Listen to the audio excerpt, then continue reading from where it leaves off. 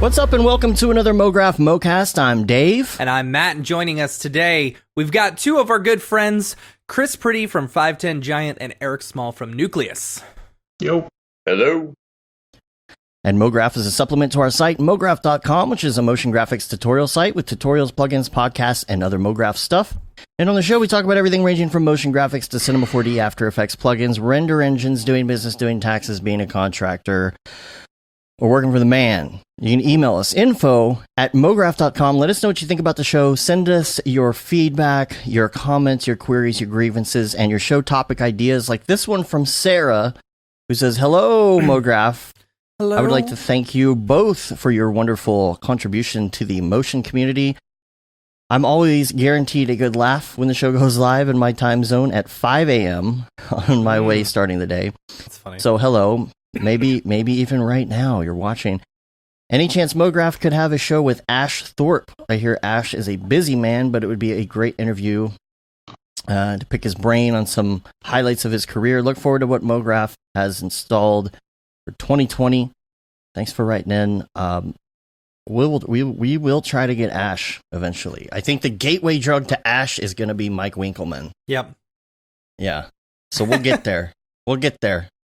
So, so quickly, week wrap up. I just wanted to say I've been working a lot on some projects using Turbo Squid models, and I'm a little perturbed at how they do business sometimes when it comes to models for Cinema 4D. I had a lot of problems with some things this week, and it's like they automatically assume you're an idiot, which I understand when you do tech support, but you're like, okay, I opened this model in FBX, and I opened it in 3DS, and I opened it in OBJ, and I opened it in whatever, Ogvorbis.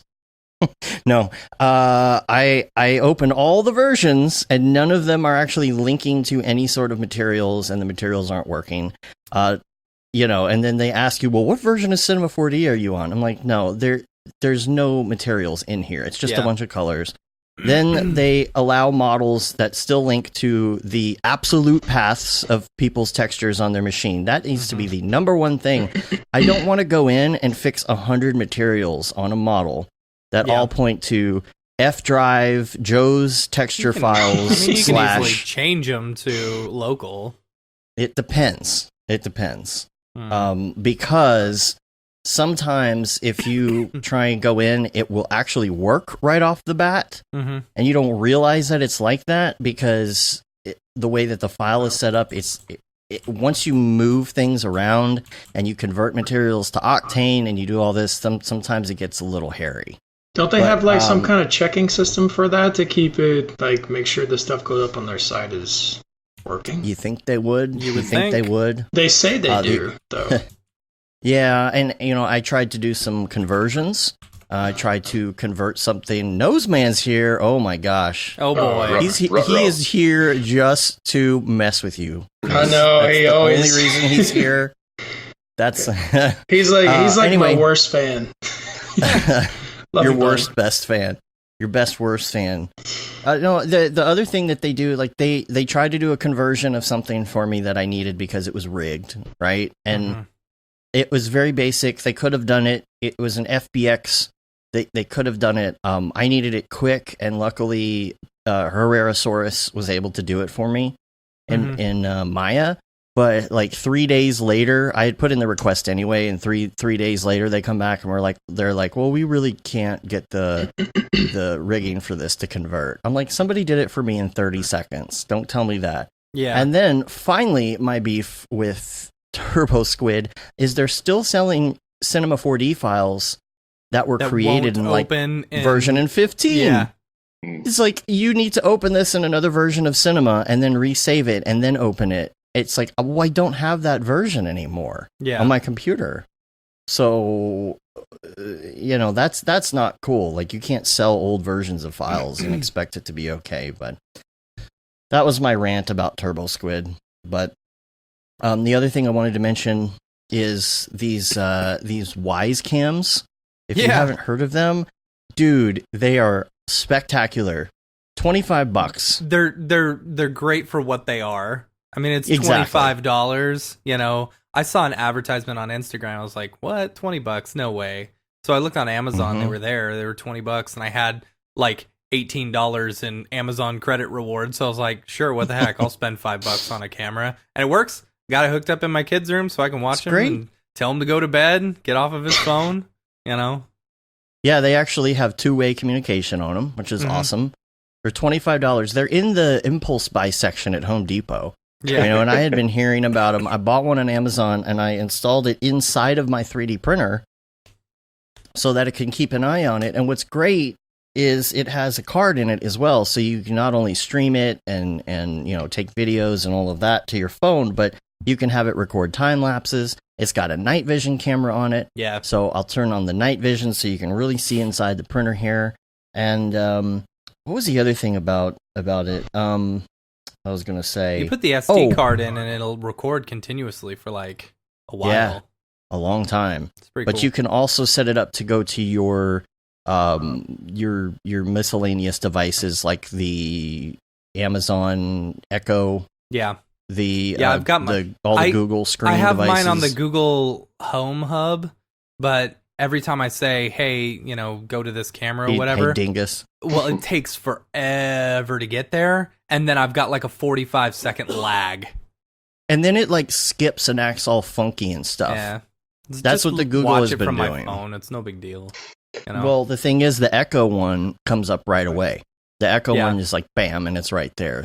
So I don't know why that one works better. Just make sure that because it brings up the last image that it saw, because it's not streaming all the time. It brings up the last image. Just make sure the last image isn't you mooning your wife. Yeah, don't put it in the bedroom. They'll take a screenshot of it, and now it's saved in your pictures forever. You know what? I'm all about cameras, and I'm all about all of that, but I do not want cameras in my house that are pointed at somewhere I might be. Yeah. There was a bad incident with one of my friends with that one time, and I was like, you know what? That's a lesson learned ahead of time. Because my buddy and I were at dinner with a bunch of people, and he was talking about he has cameras installed in his house. So he has a roommate that we all know, and he was like, oh, yeah, I got all these cameras set up, and check this out. And so my friend had just gotten home.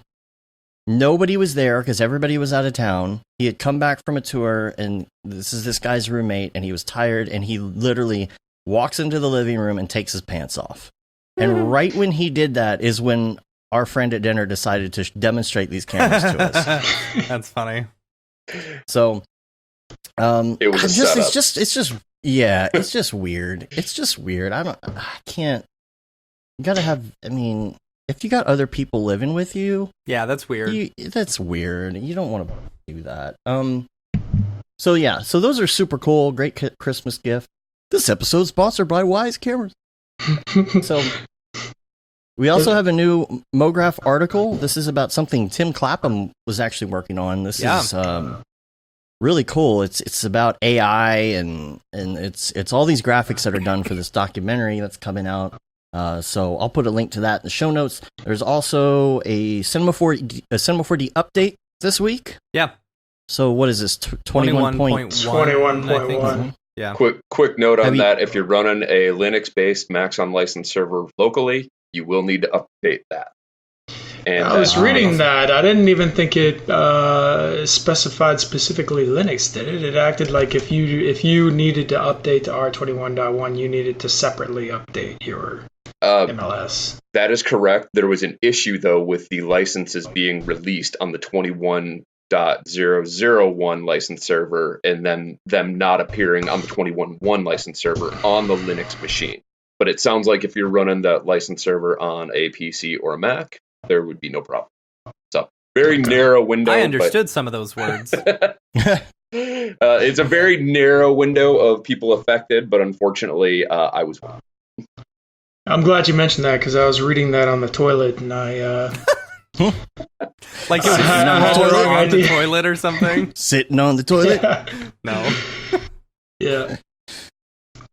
Has anybody had any other issues with it? I just had a weird hiccup in mine, and I haven't even installed the update. I don't know if it was even Cinema 4D related, but there's the whole, there was okay. So at the same time that they did that update, they also did the Redshift 3.0 something with the Oh, yes. built-in. Yeah, where is that? Noises. The node So- stuff, yeah. Here's the thing, like, and they should have specified this, that it's not the new version of Redshift. It's like the beta of 3.0.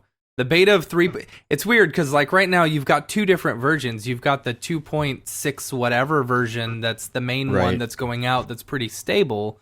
And then you've got this experimental beta 3.0 something, and the 3.0 one is where all the nodes were with the C4D noises. So it's using the new node system, and it's using the C4D noises. I've heard good things, but like, you know, if it's just kind of it was kind of weird. Like I never even I was going to download it, but I was like, this is confusing, because actually I went on to try and download it, and it kept giving me an error.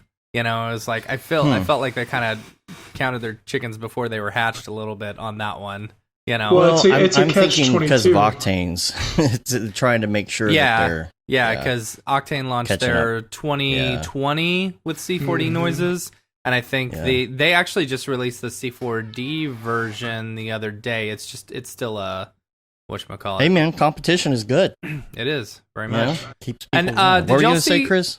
Go ahead. Sorry. Oh no, I was gonna say it's a catch-22 because Redshift, I think, is better. Well, we all know that you have access to experimental builds when you're dealing with Octane, and they specifically say test build, experimental build, stable release, whatever. Yeah. You don't really usually see that from Redshift, I don't think so. I don't think people are used to it. I did see a lot of people complaining, like, wow, they released some, half-assed version that doesn't work really well or whatever. But at the same time, everyone's been complaining to Maxon about opening up a roadmap, giving people better communication, offering them more input, and that's kind of a little bit of the growing pains of that, probably.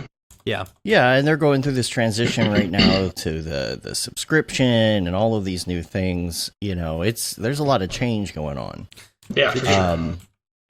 And Liam in the chat, he's saying he would bet on 3 coming out of beta within tomorrow or the next week, because really, we got that Mac Pro coming out. You're going to want to, and I'm sure Octane is going to do the same thing. They're going to both have their stuff ready to go at launch. I mean, I would think.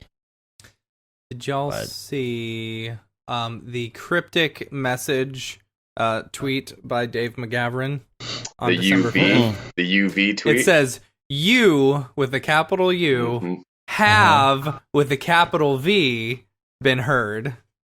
Yeah, if that's I hope that's referring to better UV tools or UV tools from this century. I can only assume. Only assume. I don't think that I can comment on that. International NDAs are expensive. Yeah. It's almost a running gag because people have been saying it so much. They know. Right. Of course they know. Yeah. Of course they know. It's just, it takes time to do stuff like that. But I had a weird thing, and I don't know, are they logging people out when they do these new updates? Did you get logged out at all? Because I didn't do the new update, but like that day, I still haven't done the update because I was in the middle of a project, and then Octane crashed weirdly all of a sudden. It was like it was this really odd crash. And then I opened Cinema 4D back up and it was acting funny, and then it asked me to like log into Cinema 4D again. Do they kind of do like a blanket reset of everybody's credentials when they do updates? Or is that just a fluke I think on my I had side? to re-log in as well. I did the update at home last Wednesday, and I think I had to re-log in upon restart. It kind of makes sense because, when you do subscriptions, you're trying to keep just those people. I mean, just like if you try and sign into Disney Plus in too many locations. It will Does that start happen? logging out your other ones. It seems to be doing that with a lot of different services for me. Huh. But I logged in like on, like 3 different TVs and a phone, and then all of a sudden, like the one I have logged into the least is logged out. Weird. I haven't had that happen. I have to log in every time. Every Why? single time. Well, because I work from 5 different computers, so unless you I'm not always the best at quitting free license, before I leave home. Right, yeah. But I do like how it works, because when you work from multiple PCs, whether it be like your desktop, and then you go to the coffee shop, work from your laptop, it's really simple to just go into that tab and say release license. Yeah. So, One thing I wish does it shut down the one that's open like Adobe does? yeah, I'm not Adobe, really sure when you about release that. the license, like as soon as you go like back to that computer, it immediately shuts down that program that you were using. Octane used to have a similar bug to where if I was rendering something at a client's office and I would come home and I would release the license on the web and then start rendering here, it wouldn't stop the render there if it was already That's mid-cycle. convenient. But sorry, Otto, I wasn't purposefully, taking advantage of the system. But I just happened to notice it. They've since fixed it, I believe, but I don't know if Cinema does that or not. Eric, what were you saying? You wish they had what now? Oh, well, when you're talking about the signing in and signing out, this is more of when it gets to like upgrades and more version iterations. But if there would be an auto import of your preferences, like your global prefs or shortcutables or something like that. The way that Adobe has implemented with their CC, how you can migrate your settings and preferences. I've got several plugins that I like to use, and I've got a list about a mile long of shortcuts that I've derived over the years. And I mean, I know it's just a matter of copy paste, but not having to do that would be awesome. Right. It is like a very long transition for me to get into the new version of the program. Every time it's like, these plugins aren't ready, so I'm just kind of Waiting. The new version of Cinema 4D is always me playing around with new stuff. Right. When I can, or doing a daily on it. And then all of a sudden, okay, Octane's good, so I'm going to do this Octane thing. And then it's like, okay, I've been on it long enough. I need to get X particles ported over here. Okay, got that. Now it's like, okay, now the big one, which is Forester, because that's always the biggest pain to have to resend in. Because it takes 3 weeks to respond to you to get the actual license. And so it's this long transition over to it, But I think I'm just about in it now. The X particles thing is a bit of a challenge too, because we've got supposedly we have like 80 render nodes on a local render farm that we have on site.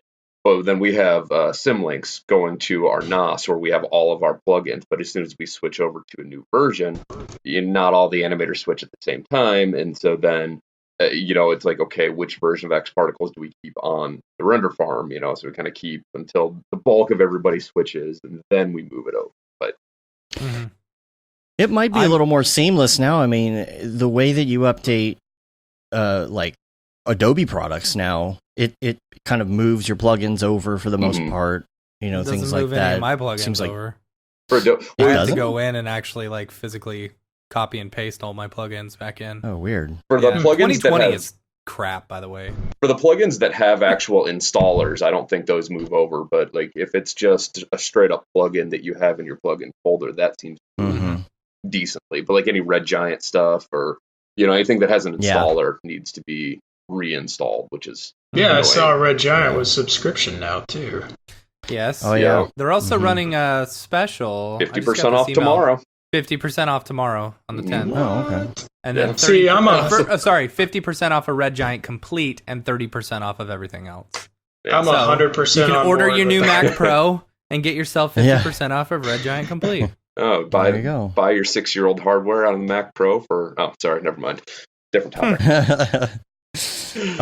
Kent says the new Macs are available to order tomorrow, but who knows when they will ship. That point might be when Mac support would be available, like when they're actually shipping. Patrick Goski says it locks the license and tells you need to reactivate it. They've locked that stuff down hard. Also, there was a comment. What comment? Oh, Tokyo Megaplex said we need to get Jeremy Cox on the show. Totally. Because we saw him in New York, a couple other places, and we only get, it seems like every time we see him, we only get like 5 minutes to talk. Yeah. And I would love to dig into like that Indigo render camera stuff that he's been doing. That's super insane. Cool. Yeah. Yeah. And then the only other thing I had for the week, it was just an interesting comparison, is I kind of feel like I understand where some newbies are coming from in Mograph with this question now that I've been doing some audio stuff. The question that always comes up about, oh, well, I'm buying models and I feel like I'm cheating by buying models to do this. Or if I'm buying this plugin and I feel like I'm cheating to do this, right? Or I'm buying a texture pack and I feel like don't you have to make your textures from scratch? And everybody who's been in it long enough is like, no, like, you're gonna buy a texture pack because you need to get moving with the things that you need to do. You're gonna buy, those awesome Grayscale Gorilla material collections that, man, I use all the time. This is like a first thing that I grab, and I'm not gonna feel like I'm cheating. I don't need to build a wood texture every time I need a wood texture. I'm gonna go for one of these things. So and what now happens? That I've been doing, is it cheating if you build a wood texture once and then you just reuse the same texture over and over again? Right. No, I've been doing a lot of audio stuff, and so I'm really getting into it. I've really been messing around, really kind of trying to get my workflow in the way that I do audio stuff. How do you? It's really hard to get to the point where, like, we sit down and we do dailies in Cinema 4D, right? And we just sit down and we just start doing it. And we kind of already have a workflow because we've been doing it for so long. And now that I'm doing it in audio, it's like I don't have my workflow down yet, right? And so now that I'm starting to learn, okay, here's how I approach doing a new project and doing these different things. There are these audio packs that you can buy with these different presets and these different sounds and these different things. I'm like, I feel like I'm cheating because I'm not building and crafting the synthesizer noise from scratch from a blank audio. And I'm like, oh, wait a minute. That's how people who are starting in 3D right now feel when they ask that question. So it's just been a really interesting thing because I need to stop myself and say, you know what, I'm not cheating. I'm just buying a guitar sound because I don't want to take a guitar and do it myself, especially since I can't play guitar. You would never get anything done if you had to create it from scratch. I'll often see, sometimes like on the Octane forums and stuff, sometimes someone will post something up that has good composition, good lighting. Maybe they purchased the models, and someone will comment and say, oh, it looks like you bought some models, set some Octane settings, and hit render. Congratulations. And like, not everybody's a modeler, and you can't be good at everything. And I was just commenting today on something they were asking, like, is it possible to learn all of Cinema 4D? Like, yeah, I saw that. You could learn it, but you'll never master any of it. You'll never be great at any of it. It's important to understand how it all works and how the pipeline works and what the people behind you and in front of you need from you. Or don't tell Noseman that. Well, I mean, I've been using Photoshop since 1994, and I still don't know everything about Photoshop. You develop your niche and use it for the things that are your niche, which is a great segue into what our show is actually about today. Yeah, totally. Which well done. Is way to go, Dave. Niche markets. Yes. You two are in niche or niche? Is it niche? Or just tomato. You say niche, I say niche. Depends how pretentious you want to be. Right. So you're both in, Chris, you what would you say mainly your market is? Is it technical? Because you do a lot of like electronics designs and stuff like that. What do you do mainly? Usually technical or industrial. Yeah. Okay. It could be anything from AR and VR of the inside of a warehouse, and some company wants to show how their automated system works, or it could be circuit boards for Samtech, or once in a while I get the fun creative project, that's fully created from scratch. And Eric, you do medical. Mm-hmm. Lots of medical. We do a molecular mechanism of action. So, down at the molecular level, how are the different parts of a cell working to to produce something or prevent something. But we also do medical device, and what you were actually just talking about with pre-built stuff. We get CAD files a lot, but that's because the client is very particular, no, our product needs to be represented exactly as so. But so, we do medical device animations, either for like trade shows or educating the general public, or sometimes even training physicians how to use them. And Chris, you actually will get some of those too, and you'll even get the CAD, but it's still a chore when you get a CAD file from somebody. Yeah. You gotta, 100%. Yeah. 100%. Yeah. I've become very familiar with using, Optimize, because I work with stuff on a really small scale when I'm dealing with circuit boards, because I want it to scale, and it is CAD models, so they're like, tiny. So I've gotten real familiar with the workflow of using the optimized points at a low setting. And then after that, I use the untriangulate command at like 1 degree with create n-gons, and that'll usually give me best case scenario, so I can use rounded edge shaders and stuff like that, because trying to slap bevels on that is just a nightmare. But there is actually a tool for that now, the remesher. It actually works really good. Quadraflow? Yeah, we actually tested it the other day, me and Sebastian Florent, and not perfect for CAD models, but if you're using volume modeling or sculpting or sometimes CAD models, it works pretty good. That's cool. But the thing about being in these markets is it is so... Sorry, Matt, hold on. It's all right. I'm just like... Go ahead. Go ahead.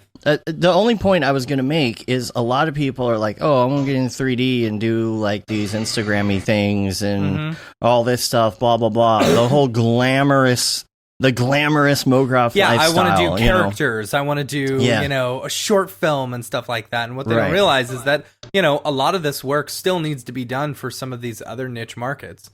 And there's money to be made in these markets, too. Yeah. Lots of money to be made. Because it's definitely one of the highest paid, highest amounts of work markets out there. I mean, people want to get into the entertainment. Oh, I want to do a music. There's actually, other than like David, there's not a lot of money in music videos. I was listening to the podcast from School of Motion from one of the guys that does like Kill Switch Engage music videos. I can't remember the guy's name for the life of me.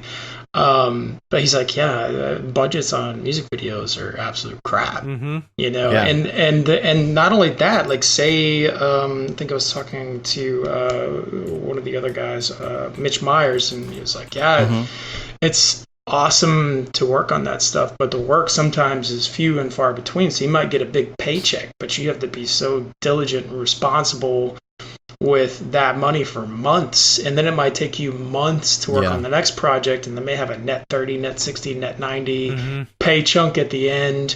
It's with at least with my market, and I would assume like medical animation, there's just so much need out there, such an untapped market, and you still get to be creative. Well, for us, the benefit that we have with the medical market is that there are animators out there that can, just general animators, but like I went to med school. I have my master's degree in biomedical visualization. That was the question I was trying to get to. Is because like you have this huge background, like, and you were studying right alongside with all the same people who were going to med school to like, actually do surgery. I like get all gross with their hands up inside people's bodies. Well, I like to joke that I cut apart a human body to get where I am today, which is true because I did gross anatomy. Those cadavers. Yep, cadaver anatomy. Yeah. But so where I was going with that though is that a lot of times like a device company will come to us for the second project because they worked with an animator who didn't have the medical background for the first project, and then there's so much back and forth or anatomical inaccuracies that needed to be fixed, and then they're like, okay, we're gonna come, we'll go to you because this medical side of it. You can talk with our SME subject matter experts and have an informed discussion about what's going on, and it's going to save us time and ultimately save us money, even though it's more expensive up front. But when somebody does something like a music video, it's not. It's an afterthought. Like if somebody wants effects done, the budget for that effect in that one shot of that thing for this music video for this artist who is on this label that is so many tiers down, like so many, like there's no, the budget isn't going to be there for that. There's going to be some budget, but when you're doing something like we have a lot of architectural clients, you know, or we have a client that does inventions, right? And so they want to show these things within a workspace and how it's used, and that is the centerpiece of how it's used. And for them to set that up in real life, and do every version of it in real life and every color of it in real life and photograph it, they're not going to do that. So they're going to put a lot of money behind simulating what that looks like and having it set up in a way where they can show it off on their website, you know, all of that. And there's a lot more money behind it. Yeah, and plus Eric, in your case, I mean, you specifically went to school for, what is it, medical illustration? What was the... So my degree was in biomedical visualization. That was my, there you go. Yeah, so visualizing. I knew that I wanted to get into animation right when I got to grad school. So, and my undergrad had set me up perfectly for it. So I had several electives that I could take, and I, you know, narrowed or targeted myself towards animation, getting more experience. And what was it about specifically? Because, well, two things. One, I think you are a very niche case in the fact that you went to school specifically for this type of animation, and so you're able to charge a premium. Because if someone was to go to me and say, I want this medical animation, and that's why you were talking about you get all these inaccuracies with size and stuff, versus someone going to you, they may go through more rounds with me than they will with you because you've got this background in it. Yeah. You know? We, in my industry, we have an association, the Association of Medical Illustrators, and we have a forum that we keep anatomical inaccuracies caught in the wild going. And the best ones are always the brains that are put in the head backwards, you know. So it's like, you know, the cerebellum is in the front in these images. And so a lot of people would have zero clue, but we always get a good kick out of that. That's funny. Those are the abnormal brains. It is definitely two markets where, like, I'm not an engineer, but I work with a lot of engineering things, robots, circuit boards, stuff like that. But you learn so much, and I can see how insanely helpful it would be, like, in Eric, your market, especially because... for instance, when I have to like cut away pump, show fluid flow, stuff like that, I have to talk to an SME and understand why it's doing this, how it needs to be animated, and essentially how it works. I mean, I'm practically a half-ass engineer without the degree now. Yep. But for you, it's neither one of these two things can happen really in real life.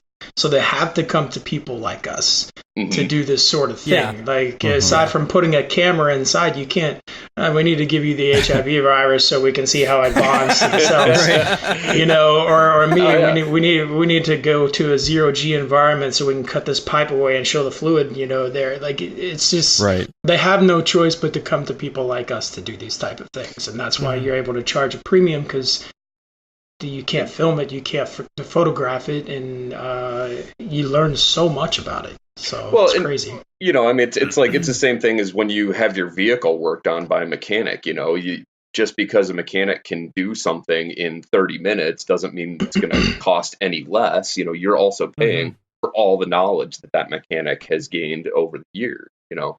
So it's not just the actual product that, you know, you're paying for. You're also paying for the knowledge and being able to get it done in a timely fashion with minimal revision. Yeah, totally. So, Chris, where did you go to school, if you went to school? And because a lot of people, you don't look like you went to school. You didn't go to school, did you? No, a lot of people don't go to school for this. But did you go to school for this? Did you go to school for something else? No, actually, I had started at University of Louisville for CIS because I did programming since I was like 16, just out of sheer interest. But then I kind of found, like, you know, I'm sitting here making these cool programs and things I want to make, but if I have to dig through somebody else's uncommented code and you know, try and figure out what they were doing and improve it, like, I'm gonna hate my life. So I've always been an avid gamer, so the idea was to get into that. But what a You lot took of people the easy way out and went into 3D. Way to Yeah. go. there's just not people have a misconception of what it's like to be an animator in the movie and film industry, or a 3D person in the game industry. One of the guys, Eddie Chu, that I talked to, he worked on like The Hobbit and Lord of the Rings, and I was asking him, like, how is it?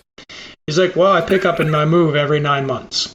Mm-hmm. And once that film's over, I pick up and I move for another 9 months. And I think he's actually Yeah. running like a visual effects school now. But and the same thing with game animators. They might work for 2-3 years on a project and get canned. Mhm. And then have to move or go somewhere else, whatever.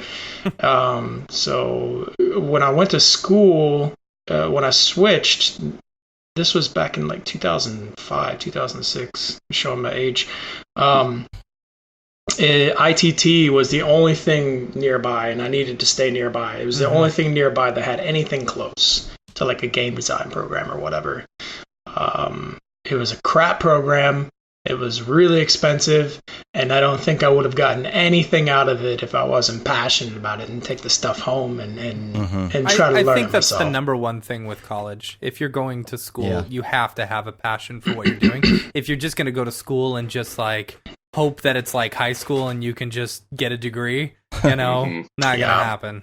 No. It's like with what's that school? Full Sail. Mm-hmm. It's really funny because there's this half and half mentality. Like there are some people that are like, oh well, he went to Full Sail, so he's got to be good. And then there's a bunch of people that are like, oh man, Full Sail, that's a joke. And it's really, I know people that went to Full Sail, and the ones that are extremely good are because they had their own self motivation, and they had they got the tools from the college they're going to, but the self motivation is what makes it. Mm-hmm. Yeah, we've hired people out of Full Sail, and they weren't. They just kind of like, I don't know what else I want to do, so this looks fun. And Right. they you could see it in their work. I mean, they could do the work. They had software familiarization, but they never put in like the last 10%. You know what I Right. mean? And they Right. didn't have an eye for the detail, or they'd miss attention to details, or they didn't care. They didn't care what the work leaving their hands looked like. And those are like the worst kinds of people to have help you on projects or work for your company. Mm-hmm. So Chris, this is your company, and you work from home. Do you have an office? Yeah, I work from home and work on site for local clients. So Okay. And Eric, you are with a company? Yeah, Or is it I'm technical director and a senior medical animator. We're a team of 6 animators, but we also have that's the animation side of the business. We have a whole other side of the business that is just illustration, and they do like litigation graphics. So big 30 by 40 inch illustrations that are shown in courtrooms during trials and whatnot. Cool. So what about the background with the other people that work with That's you? what I Are was they- going to ask. Yeah. So all of us have similar degrees. There's I think, was it 4 or 5 accredited universities with the master's programs now. But we all the animators and illustrators have the same graduate degree, depending which one they came from, which university they went to. So I guess it goes to show that the medical animation stuff is probably the only thing that you need a degree in to do it, right? In our field. Well, and you gotta be able to have that self motivation. Yeah. I mean, but we just recently hired a new woman. I think she started on October 1st. She's recently out of school, but then the rest of us, I think the most recent hire other than her was like 8 years ago. So Wow. with the longest one being, actually, the longest guy there, he started 21 years ago this summer. Wow. So I guess a good question for both of you then would be, what did you do to start learning about motion graphics and Cinema 4D to become good at it then? Did you do tutorials? What did you do to really, really perfect your craft? Self-taught mostly then, or? I'll let you take this one first, Eric. Yeah, I mean, a lot of it was self-taught. Just kind of like I said, my undergrad program set me up. I'd knocked out a lot of prerequisites for grad school. Um, when I was in undergrad, and then that freed me up to take a few electives in grad school. So then I chose animation courses, which is actually funny. I started in Cinema 4D in undergrad. In grad school, they taught 3ds Max, and then I sought out Maya courses, thinking, okay, that's industry standard, so let's go with that. And then I got hired with a studio that is Cinema 4D, so came full circle. But yeah, a lot of tutorials. I would challenge myself, like digging into like CG Society forums or C4D Cafe forums, and looking for the questions that had no responses, like questions that were unanswered, and seeing if I could figure those out. And then also looking at it from, not taking like the daily use tools within the medical animation, which is like Mograph. That's about it. But then like looking at the tools for character animation, thinking, okay, well, hey, what if I use like joint tools to rig up this molecule? I can make it bend and manipulate it in lots of more interesting ways. So it was just trying to kind of outside the box thing too. But yeah, lots of tutorials. Andrew Kramer for After Effects, the Gorilla, which it was actually awesome. I did the Maxon Roadshow in Atlanta as a panelist and was on the panel with Nick Campbell, and so it was humbling, I guess, being up there next to him, answering questions alongside of him. But I don't know. I think that answered the question. Yeah. Yeah. Chris, how about you? Uh-oh. We lost your audio all of a sudden. Where's your audio? There you How go. about now? Sorry. Yeah. You're still recording, right? I thought, I think I muted it to like cough. Okay. I started out similar to Eric. I think first opening with Andrew Kramer, actually, like his stuff. I like his terrible dad jokes, and he was just fun guy to watch, fun guy in person. And then I used 3D Max for 5 years. Jeez.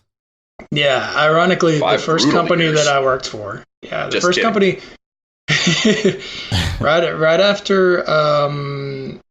Let's see, my first job out of school was with this company. It paid me $12 an hour to animate characters in a pirated copy of 3D Max 2008. Right. Yes. Right. So I got out of there pretty quick, and then once I moved to a company called Amatrol, they said that they were using Max, and they were like, "Well, we're moving to Cinema 4D." I was like, "Oh." I put like 5 years into Max. Like, I'm not ready to, start over. But the transition was really smooth. And I actually use Hervoy's tutorials. He works for Maxon, and I was close with the Maxon guys and helping them beta test. So I used his tutorials from Cafe. That's who owns C4D Cafe. And that kind of got me going. I was really happy with it. But yeah, I mean, a lot of tutorials, a lot of like he said, just kind of challenging yourself and figuring stuff out. If you have, ADD at all, you might be working on something purposefully and then have 10 tangents fly out of your brain. Well, no, wait a minute. What? That makes me think, like, can I use this tool for this? And then all of a sudden you open a new scene, try something else.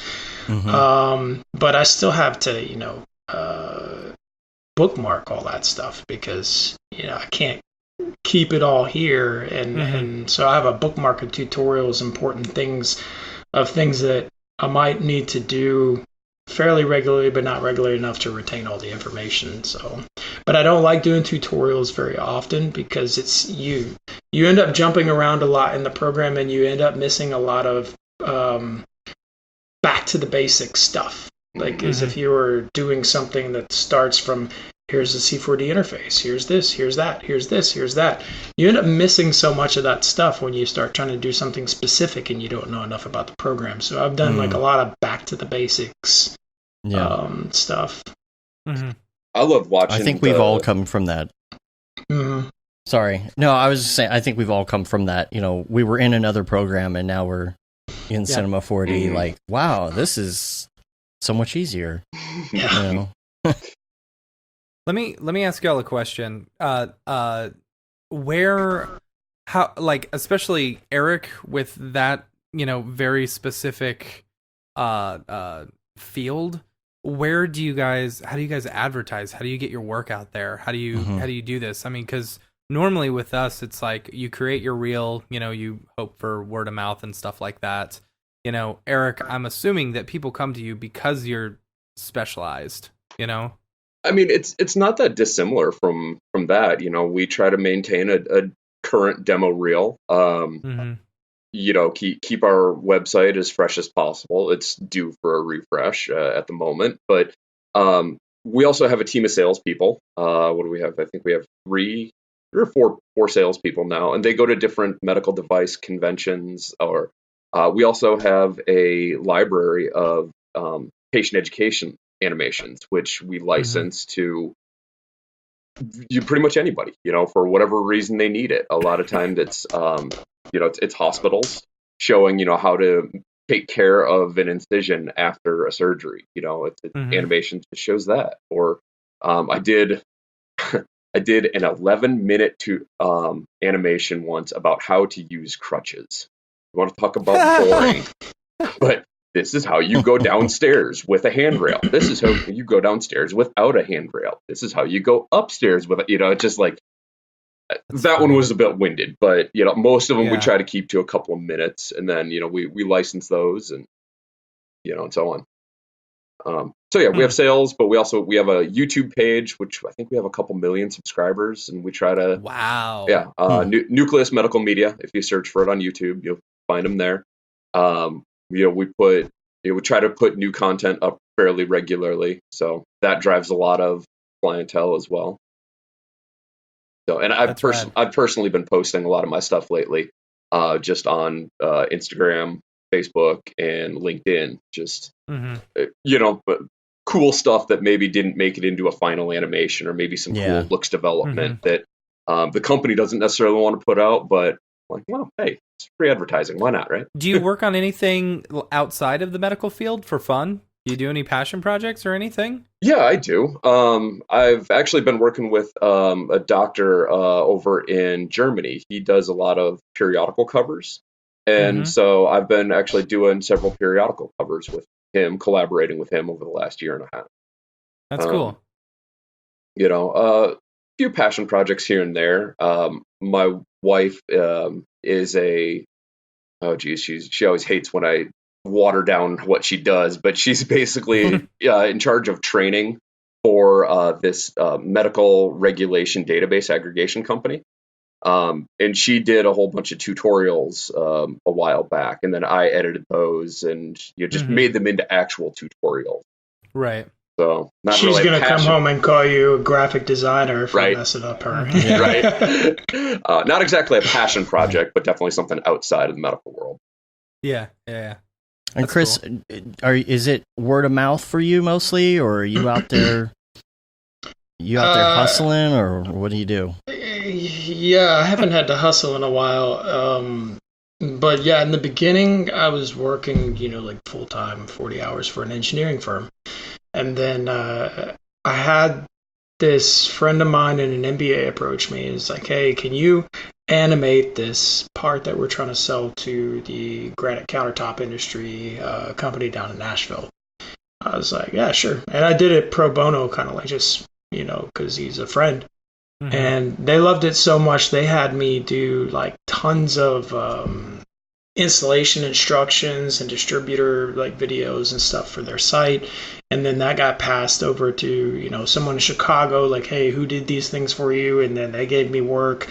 And so for a long time, it was word of mouth. And then when I built up enough clientele and actually decided, okay, my work-life balance is off, it's time to pick one. So I left the company and started my own. And then it was a little bit of going to I get random messages on LinkedIn. I would get messages from my website. Getting the website up was obviously the most important, but I didn't leave the job till I had those things in place, like at least enough client backing to pay my mortgage. And there was a little bit of a dry spot, I think, when we first started the company, where I was going to Upwork and stuff, and like trying to search through the diamonds and the rough, because Upwork is just, can be a terrible place. People want Frozen 2 for a budget of $500. They want a Maserati. You know what you got to do with that? Civic. Yeah. You know what you got to do with that? What do you got to do with that? Let it go. Nice. Yep. There you go. Wah, wah, wah, wah, wah. But a lot of it was word of mouth, and then when you come across, say, my favorite is when we get ad agencies, because ad agencies will approach us and they'll say, we have this one client project we need done. Can you do it? You do that one for them and you do it well, they have like an influx of other clients. And the best thing is you don't have to deal directly with the client. You have this, it hinders pay time a little bit. It turns from a net 30 situation to more like a net 60 sometimes, because they're waiting on pay too. But it's just, then you have a constant influx of different work, and it's challenging. You have to learn stuff, and you get to grow as an artist, and at the same time make money. So for now it's just been, we get those ad agencies, and they have just a constant flow of other companies hitting them up. So I like ad agencies. You get like, we have like I mentioned earlier, the company that does like material, like textile invention type stuff. Anybody that comes in the door that needs that, they're going to say, hey, let's call these guys up. There's one more like really important thing, and that was for me networking was absolutely paramount, because so many people think, oh, we're competing for the same work, whatever. No, you collaborate on that work. I can't do everything. I have a friend of mine who does our substance painter work, Sebastian Florent. He's written the help for Maxon's character tools, for a lot of their character tools. So I used to play video games with him, and I'm just like, hey, any character work, I hand it to him. Yeah. So when you don't have to turn down anything. You get these jobs, and say, for instance, medical animation. I might be like, well, you know what, I can handle all these medical devices, get them textured, lit, blah blah blah, but they need this other piece of the project done that I'm just not good with. And I might be like, hey, Eric, do you have any availability? Tell me your rate. And then like I pay Eric for the portion that he does. I get paid for everything I do. The client gets what they want. And so like everybody thinks you're competing, but you're not. It's networking has been absolutely huge. Perfect. Everybody wins. Perfect example of that on us is we recently did some HoloLens stuff, but we don't have HoloLens developers in house. So it was an agency that came to us. We did the models and the animation, and then we set everything up, exported it as FBX, handed that over to the developers. Developers then put it into the HoloLens, and then so it was. Yeah, like you said, we don't know the programming end of it, but we know people do. So you have that crossover industry too. We're so close to it that you're going to get clients that are like, oh, I know you did this thing, but could we also do like a live walkthrough where you can use an Xbox controller and all this stuff? And the first person I'm going to call is Brandon Clements. Yeah. And be like, hey, dude, you know what I mean? It's funny. I'm actually going to work with him tomorrow on a project. Yeah. That's funny. Because y'all are in the same city, right? Yeah, we actually worked at the same company before we both went out on our own. So we still collaborate on projects. Are you moving? So our plan is within the next 2 years to go to Colorado Springs, because we keep taking road trips out that way. All you people going to Colorado. I know. Good job. The Ariev's there and everything. You know what? It really pisses the people in Colorado off, too. It really does. See, I used to live in Fort Collins area, so it has just ballooned up there since I lived there. Wait, where are you now, Eric? Where are you? Outside of Atlanta. Okay. Northwest of Atlanta. Yeah. Yeah, It's pretty that's pretty fun. flat. in Dave and I have been comparison. joking about buying a house up in like just a Colorado. rental Company house. house. Up in Colorado. Oh, Yeah. dude, yeah, VRBO, you'd be able to cash in on that. Yeah. Oh Yeah. yeah, Mhm. better do it now. And no, it's not flat here. We're right at the base of the Appalachian Mountains, so we go about Oh, an okay. hour, and we're in the Appalachians. So, See, I Oh, did man, just like military the service drive out from there. Nashville to Atlanta. Ooh, man. dude, between Nashville and Chattanooga is beautiful. Yeah. But yeah, all those crazy like runaway truck ramps and stuff they put in. Well, I mean, they're not as bad. They're Nuts. not as bad as the ones on I-70 going up into the mountains in Colorado. Yeah. Well, that's true. Have we've you seen guys done like any road tripping out like Southwest, like Arizona, and Yeah. where the speed limits are 80 and they have It's the best. brake cooling areas where you can like pull off and cool your brakes off? I didn't Yeah. know that. No. That's Yeah, funny. well, I think it's mostly for semis that are constantly on their brakes as they're Yeah. going downhill. But yeah, I always they like have a this. speed limit's insane. I always like the sign on Pikes Peak. If you ever drive it, it's a hot brakes fail. Because Yes. people that aren't familiar driving the mountains just riding their brakes all the way down. Next thing you know, got nothing. Oh Yep. man, that's scary.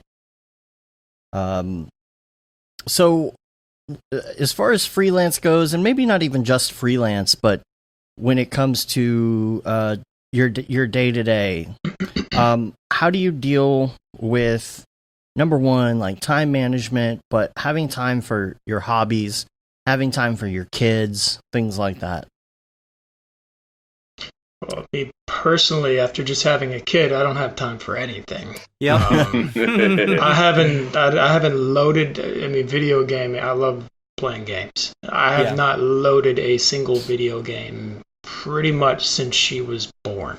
Yeah. But like I also said, we had projects come from that were supposed to be later, and then projects were supposed to start earlier.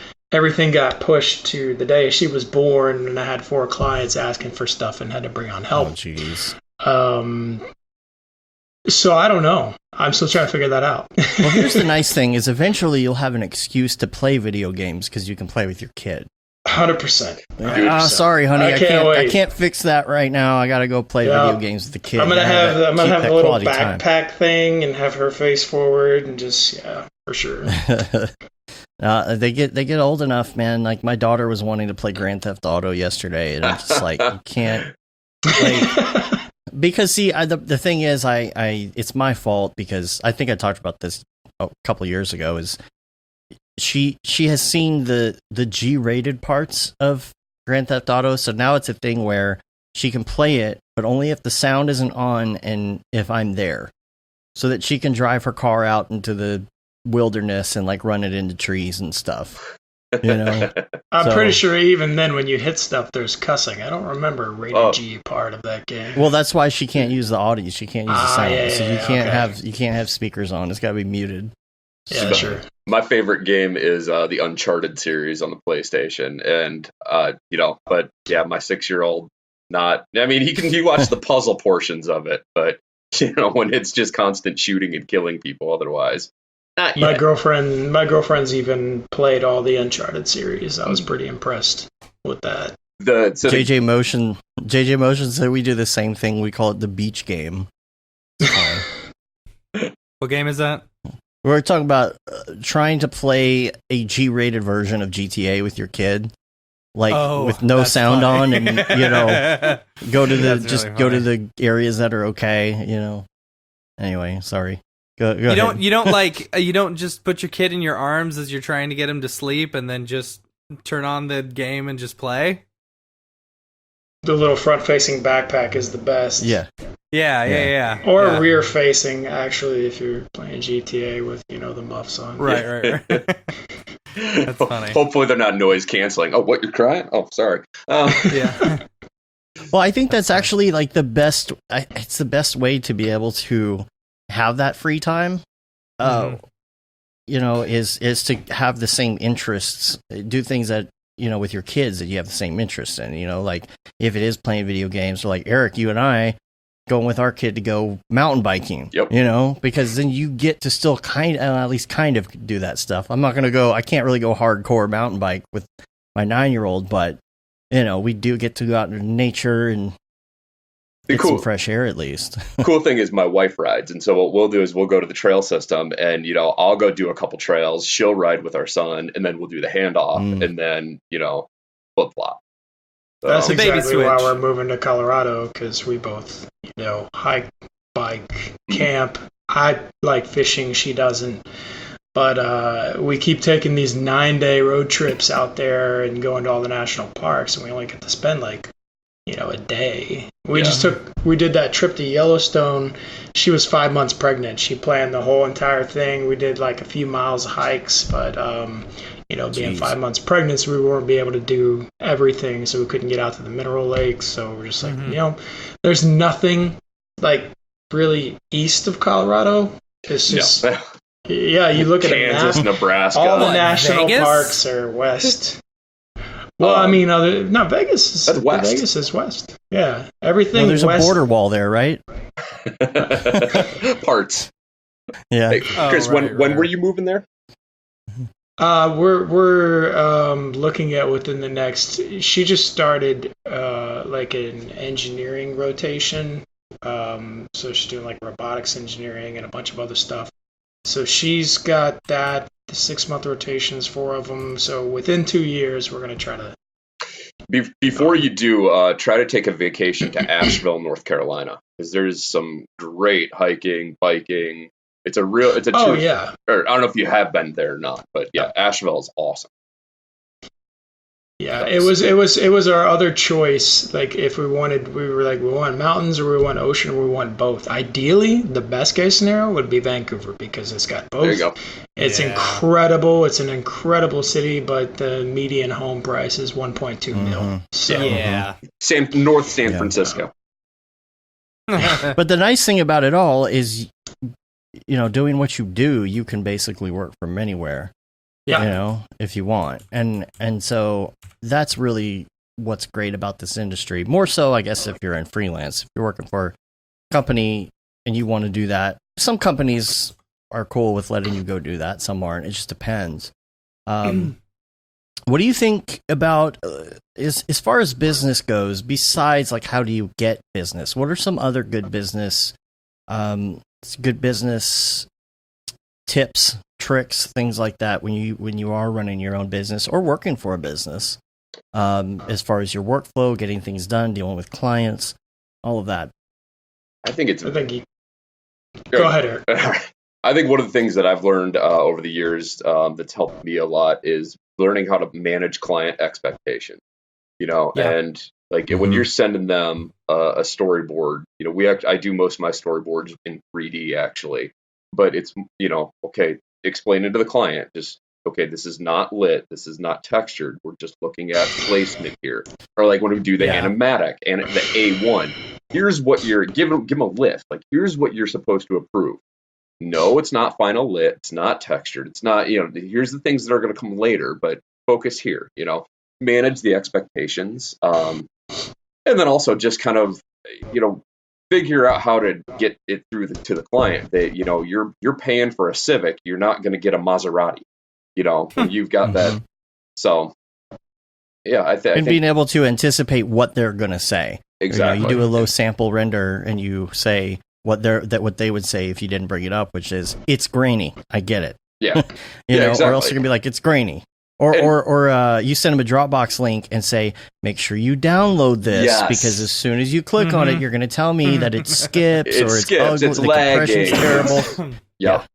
That's usually in the opening line. Make sure you download and review this.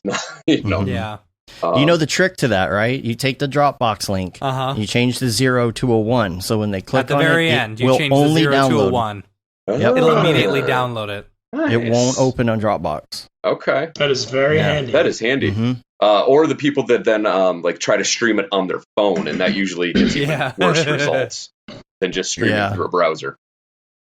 Yeah. What about you, Chris? Business tips. Business tips. I'm mostly like Skype you two and ask you. How do you keep your clients happy? How do you keep your clients coming back and happy? you know? Man, it's like, I mean, just putting in that extra 10%, like treating everything like it's a portfolio piece. Early on, there was a lot of things that kind of didn't cost us money, but it cost us extra pay because, maybe their budget was here, but we didn't want to let anything leave our hands that wasn't like here, So we would eat the cost sometimes early on to make sure that we got the client hooked, and then they kept giving us stuff. We're taking on so many new clients lately. I've had to learn some new tricks. Sometimes it's going to sound wrong, but sometimes you just have to be an asshole. I totally get that. We had a client, for instance, recently, rip us for being a day late on a milestone, when in fact, it was a ish date, and it was the next morning instead of the night before. Yeah. But then they were 30 days late on a net 30 agreement on the first 3 payments, and it was like, it's tough because you have to balance. You have to be stern, because a lot of clients, they will run over you. You know what I'm saying? They'll be like, well, add this, we'll add this. So pretty much just transparency and being very communicative about what it is that they're asking for and what it is that they get. In short, like Eric said, managing client expectations. If they say, well, I decided, I want this red and I want this, that, I want this, that. I'm like, well, you've had 4 iterations of this to tell me that. And it could have been changed with that iteration. So you're going to be paying, however many hours it takes me to do that. So if you're fine, it's going to cost this much. Another thing that we kind of do, which has been helpful, is we'll upsell the client a lot of times. We're working on, we'll offer them AR PDFs, where you can, you have a PDF of your product, you put it on the table, you point your phone at it, it pops the model up on your table. You can move it around. It has reflections, depth of field, animation, in addition to WebViewer 3D and Unity, OpenGL stuff on the web. And then sometimes we'll offer packages. We'll give a rate. Sometimes they have a budget. And it doesn't fit that rate, and say, well, we can do it for that budget, but like he said, you're going to get a Honda. And if you're okay with a Honda, we'll wax the crap out of that thing, as much as we can, but it's still going to be a Honda. And we try to offer flexibility, without compromising, making life harder on ourselves. So that's kind of helped. But it's still a learning experience with every new client, every new job. Every client will try to pull a new fast one on you. And yet I think one way to help. One way to help also with the scope creep is what we tend to refer to it as, when the client starts asking for more, is just to be explicit in the contract, saying, okay, this is what we're going to do for you, and then finishing each email with a deliverable saying, please note any revisions to previously approved or unmentioned aspects may cause delays and or increased or additional expenses. And make sure that you are clear that they share what you give to them with the other decision makers in the process to come up with one version of what you need to change. Because nothing's worse than making 20 changes that one person sends you, and then their manager comes back and says, actually, let's do it this way instead. You're like, well, wait a minute. We already started this process. Yep. There's one that I've been getting a lot lately, which this comes back to you talking about, Chris, about being stern and being an asshole or whatever you want to call it, which is a lot lately. I feel like I will send something and we will go through revisions, or we'll send stuff and we'll get 0 feedback and no one really has anything to say on the process. And a week will go by and then we kind of just wrap it up and say, okay, well, I guess we're done. And then it's 9:00 p.m. on a Friday, and an email comes in saying, "Hey, can you change this whole thing?" And it's like, what I've been doing is not responding until Monday morning, and just saying, "Okay, well, we'll start working on that this afternoon." Yeah. You know, because there's a timeline, you have a schedule, you have a calendar. I know that on Mondays I'm going to be doing this, and that's most of my day. You know, so if somebody sends something to me late on a Friday, it's like, you're not going to even get me to start on that until Monday afternoon or Tuesday. You know, and you have to be fine with being like that, because if not, everybody's going to expect you to work on a Saturday when you're trying to go mountain biking with your kid. You know, I call it Steve's Law. Yeah. As soon as soon as you're about to leave for vacation, or as soon as the weekend's about to hit, or you're about to go to like NAB or SIGGRAPH, Steve will always call, and he'll need it immediately. Yeah. Graham in the chat says Ian's brother's cousin from accounts has some amendments. And it's true. They're always like, well, you know, his kid is going to film school and he thinks that you should do this. Gary down in accounting has a niece that thinks. Yeah. Do you guys get calls from random people in your family or even friends of your family asking for stuff? Like, no. All of a sudden you're a graphic designer or a pro photo Print retoucher, or the even biggest an is IT guy. Websites. You guys do websites, right? No. Speaking of, I need to get back to that shirt that my wife told me she needed for her school. What's that? Which one was that? Just, Gosh. she has me design these shirts specifically for her school. Yeah. So I forgot. She's like, "Hey, can you do this for me?" I was like, yeah. That's different though. You're obligated, Matt. Yeah. The hardest ones. Have y'all done a funeral collage for any family members? Can't say I've been asked to do that one. That's a those tough are one. those are the hardest things you'll ever do. Like, it's like, I understand that, you know, this is what we do, and I mean, I wasn't happy to do it, you know, so to say, but when my cousin passed, his wife, my cousin, asked me to do his funeral collage, and so I was like, yes, absolutely, you know, that's totally fine, and I did it, and it was the hardest thing I've ever done in my life. It was like, it took hard, me 3 man. days. 3 days. So when my grandpa passed away, my mom said, "Will you do his funeral collage?" And I said, "Absolutely not." I said, "No." It's I too said, hard, man. You can't edit through tears. You can't. No, freaking Ed Sheeran songs. You know, driving me to tears every 10 minutes. You know, it's hard. Yeah. Just thinking that could be a freelance gig. You know, just outsource that or something. Yeah. Yeah. But I'm not charging my family for it. All right, I know, but. That way, you know, you're impartial. You know, you just get the stack of photos, and it's hard enough to watch a video like that once. You know, man. Yeah. Let's go to some links real quick, because we got a few other segments and like some email stuff to go through here. I think you might be able to help some people here with these emails. Links.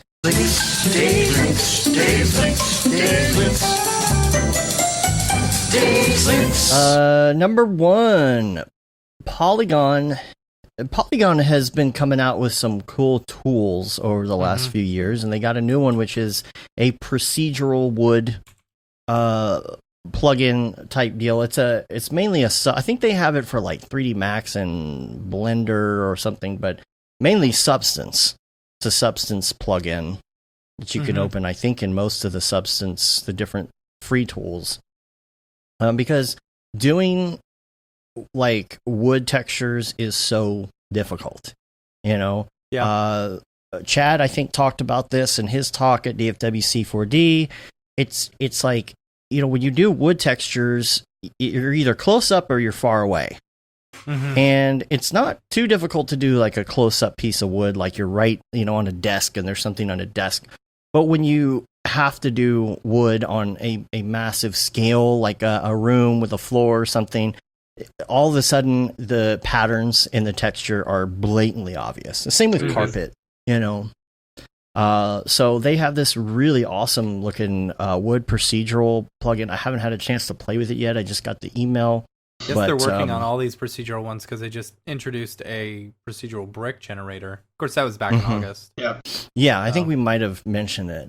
But just want to put that out there. The other thing I wanted to talk about is this small free app. It's called Mr. Viewer, because I've been on the lookout for something that is a great image sequence player. Because, it's all well and good when you're rendering in Cinema 4D and you just hit play and you kind of play back what's in there. But a lot of it is based on RAM. Sometimes Cinema 4D's, it's trying to concentrate on rendering, not necessarily playing back something. So what this does is it lets you bring in these image sequences, but it lets you have some other controls over it, like how many frames per second it's playing back, how much you load into your actual RAM, so you could actually see your whole sequence. Because of course in Cinema 4D, if you have a really long image sequence, it's going to run out of RAM. And this lets you allocate so that you can see the whole sequence. It lets you do a lot of stuff with color space, like tell it the gamma, and I think you can do LUTs and things like that. But it's called Mr. Viewer. That's cool. And I think it's really great because sometimes as something's rendering, you kind of just want to check it out and you don't want to have to open up After Effects. Yeah. Oh, it's such a huge pain. Yeah. Yep. Truck stop bathroom. Truck stop bathroom. The other thing is, you're right. So I came across this little issue in Cinema 4D this week, which was an AEC issue. And I thought that maybe it was because I installed After Effects 2020. I opened it up and I couldn't install the plugin. And I'm like, well, I thought that all of those Exchange plugins would have moved over. And so I did update the plugin because it was there, but it wasn't up to date. I updated it. It still wasn't bringing in my AEC file.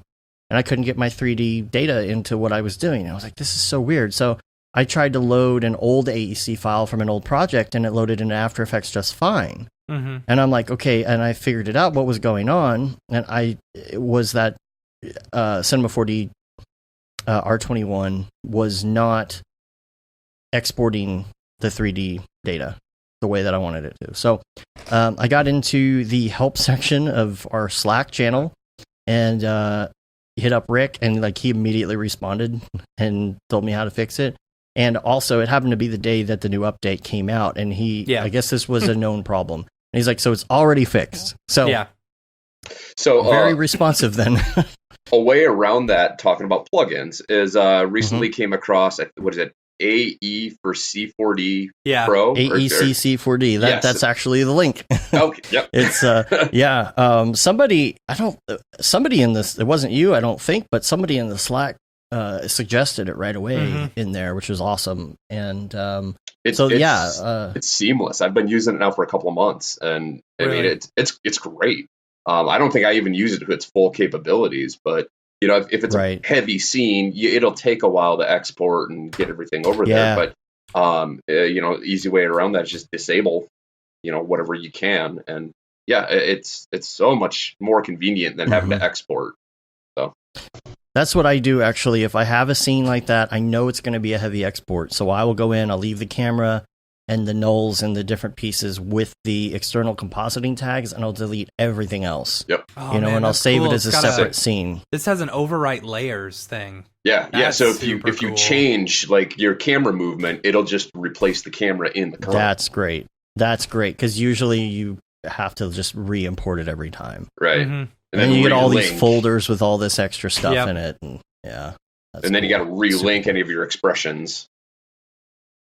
Yeah. And this article actually was from, gosh, my mind is blank. He was at Maxon and now he's at Pixar.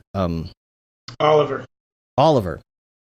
He posted a link to this article that Pixar put out about Pixar's USD pipeline. It's very interesting.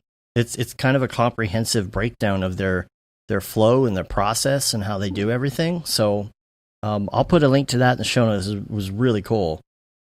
Also, there's another article here about Disney and how they use Unreal to do real-time sets in Mandalorian. Because there's a couple aspects of Mandalorian I never thought about. They're on a green screen set, a lot. And yeah, you've got these different things going on in the background, and a lot of people have been doing that digital set thing where, you pipe in a comp back into the camera guy's monitor, so they're moving around handheld, they can see the shot and how it's framed and all of that. But the thing that you really would have a hard time accounting for is reflections when you're doing something like this, because he's wearing all of his armor, right? Yeah, and never takes off his hat. Bright silver and his hat. Yeah. His hat. No, like the Rick and Morty episode with the mustache. She takes off his hat and he's got the mustache, and she's like, "Oh." She's like, "What? You didn't think I'd have a mustache?" There's funny. A meme where she's taking off the hat, and then it's a clip from Rick and Morty. But when you have all those reflections on the hat, your pretty little hat, it's not something that's done in post, because that's like a crap ton of work to have to do that for the entire series. So they actually have these sets kind of pre-made, and they have LED walls that are displaying what would be on the other side of this environment, so that he's getting those reflections when certain things happen. So do they just use the LED walls as the post stuff, or are they actually having to go through and have to rotoscope? No, they're using LED walls on the opposite side to play the stuff back in real time using Unreal Engine, so that it's reflecting all of these pieces of the environment. And so then you don't have to go in and do that in post, which is a great idea. Yeah. Super great idea. Cool. And let's see what else. There's I got a link here to the Game Awards. They just did came out with this animation online. Actually, I think this was posted through I forget the name of the company, but this is Simon Homedal. Oh, right. Because he does those really cool like Houdini animations and everything, and so he worked on this. He posted. I think it's on the channel for his company, if I'm not mistaken. Which is, what is it? Polygoon. I gotta look it up now. No, it's not Polygoon. No, maybe I have it completely wrong. I'm just waiting for it to load. And the internet is slow today. What is the deal?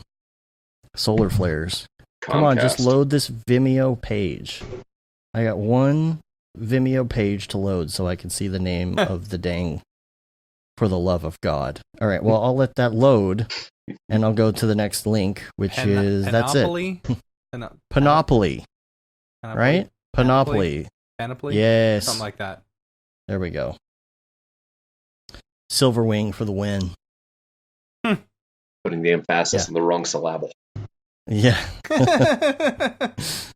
All right, so let's go to Beeple's People. Beeple's People, where do you get that Greeble? Beeple's People, what's up with that guy? Yay. Get out your Beeple viewer of choice. This is going to be... Are you going to talk about his okay, video? So the one day sale's over, man. It's already too late. The one day no, the Black Friday thing that he did where it was 99% off. That was hilarious. Like, he jacked up the price to like $2,500, you know, and then discounted it 99% to where it was basically the exact same price as it was. You know, that's how Black Friday works. It's so funny. It was so funny. I wonder. I'm curious about his sales that day. Whether he actually made more sales that day. You know. Well, he also did something yesterday, right? For that print. Oh yeah, it was the baby Yoda eating the Jabba the Hutt. You know, Mm-hmm. It's so funny. The thing. What did he put after it? He had like this crazy 2-paragraph rant. And he's like, I'm not holding it for you. I'm not shipping it, blah, blah, blah. He's like, you just get it today and that's it. Limited to 50, 1 day only sale. Oh my gosh, you disgusting fuckers. How the fuck is this mathematically the thing you want most? Ha ha ha ha. I don't even know how big. Like an okay size? Ha ha ha. The compare at price is what I'm effing working my ass off to make these prints worth in 10 years. It sounds ridiculous, but you're also buying a completely unlicensed, possibly illegal print depicting a beloved character owned by a giant corporation graphically devouring another one of its characters. So like art stuff. F it. You want to help the smash? You want to help? Then smash that GD buy button, you GD son of a bitch. Oh Mike is so random. I like that guy. Oh, okay. Well, funny. get out your Beeple viewer of choice. We're still a little bit behind on our Beeples. Yeah. So we're still at Thanksgiving at this point. Take out your Beeple viewer of choice. Go to November 27th, Year of our Lord 2018. I'm using Twitter. This one is called Retweet If You Would Eat Turkey Hitler to Save America. Oh my gosh, this one too. Yeah, this is great. Let's see, the chat's turned off on this one too. I must have adjusted something by accident. There we go. His Turkey- stories, if Turkey y'all Hitler. don't follow him on Instagram, like yeah. really, there's so much gold there. You really should follow him on Instagram just because Yeah. like seeing this, Turkey Hitler thing where he put, would you eat Turkey Hitler? And there was a yes and a no. And it was like, you disgusting people, you wouldn't stop the Turkey Holocaust. Turkey I don't know. Holocaust. I Yeah. don't know. Yeah. And he posts other really funny comments like as he's building stuff, Mm-hmm. and so you kind of see like the progression of the daily along with the hilarious comments. Yeah. So yeah, this is great. This is for Thanksgiving, obviously. And he does these thematic ones every once in a while that I think they're outside the Beepleverse, Mm-hmm. technically. I love finding the little hot pockets, like Is he still doing that on Easter like eggs. all of them? Oh or- yeah, I don't know about all of them, but I definitely Yeah. have seen quite a few. Sometimes the Hot Pockets Easter eggs are only in the Instagram stories. Yeah. Yeah, you gotta look out for those there. But he does do this thematic thing. Like, for example, if you go to November 29th, this one is called Moscow. Mm-hmm. Yeah. And that's because he was in Moscow. He usually does these like city themed ones when he's in those cities. You know, I thought this one was actually really cool looking. I like what he did with the colors and the streaks here. I did send him a message and I told him to say hi to Trump for me because he's in Moscow. Ding. No, he does a really good job with the color in this one, and it. You know what it kind of reminds me of? Some of the way that the geometry is on the bottom, and I mean, this is just I don't know how accurate this is as far as the Kremlin itself and some of the areas down here at the bottom, Mm-hmm. but with the colors and this particular geometry, it kind of reminds me of Small World, the Disney ride. Because if you look at, because if you've been watching that documentary, and yeah, but even the geometry, the triangles and the arches with the colors, if you watch that documentary, they talk a lot about how they did the color, how they did the art, and what some people brought to the table at Disney when it comes to art and when it comes to some of the more modern looks, that quote unquote modern looks at the time that they were developing, like in the 60s, and then like Cinderella. There were some very interesting modern looking pieces of art created for that. And it was the same person who was behind that stuff that was kind of behind this, or not this, but behind Small World, which is why this reminds me of that. And there's also something about those colored streaks in the background that is very familiar, but I can't quite place what that is. Mary Blair is who you're talking about. Yes. Yeah. Mhm. Her style is amazing. So good. Yeah. I'm still trying to find this on his Instagram and get caught up. See, I feel like there's stuff missing, and I think I swear like some of the stuff on Instagram gets taken down because Instagram seems to be a lot more weird about the nipples and things. Yeah, it's not there that I can tell, but there's a lot of stuff to sift through. So yeah. See, I don't quite understand some of these social media platforms what constitutes like something that is not allowed Yeah. or not, but I don't know. I don't quite get that. I feel like if that was they were that offended by that, some of the stuff on people's Instagram that is there would be long gone before a nipple. Yeah, I know, it's weird. And then this last one, this is November 30th. It's called CG Event. And Pretty. I'm trying to decipher what that means. Because he said, I think this is probably when he was still in Moscow. So CG, Maybe, he was possibly? on his way. Yeah, he Or did on his way the to very Moscow, next. or? No, he was. I'm assuming he was there because December 1st he did a live. Oh, CG event. Yeah, I guess that was the name of the thing. Well, CG, yeah. Okay. Because the next day he did one live. He did a whole bunch of Buzz Lightyears attacking a mushroom. But what's the purpose of the pepper? I don't know. Things are spicy. I'm spicy. Now, I don't know. Why is there a pepper in there, though? Like, I could see if you went to, like, a country that had a lot of peppers, Yeah. but I don't think Moscow and think red pepper. I don't either. I mean, when people sits down and he says just sit down every day and something will come out, that doesn't necessarily mean it has to make sense. That's true.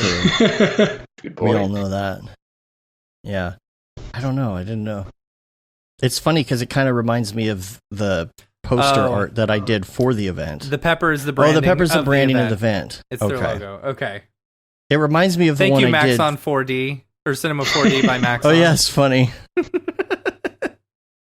It reminds me of the poster for the Colorado meetup, though, because it's a big jar with something in it, and it's a CG event. And you got the workers at the bottom. Right.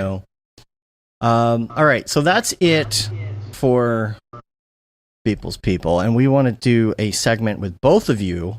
This is why I wanted to make sure we had time for this. We want to do a segment called Mograph Recommends.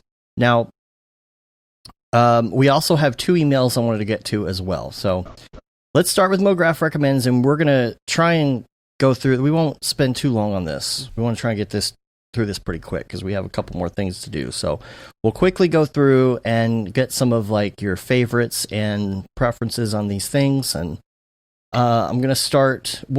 The way we'll do it is we'll ask you one, Chris, and then Eric, you give your answer to the same thing rather than us going through the whole list separate.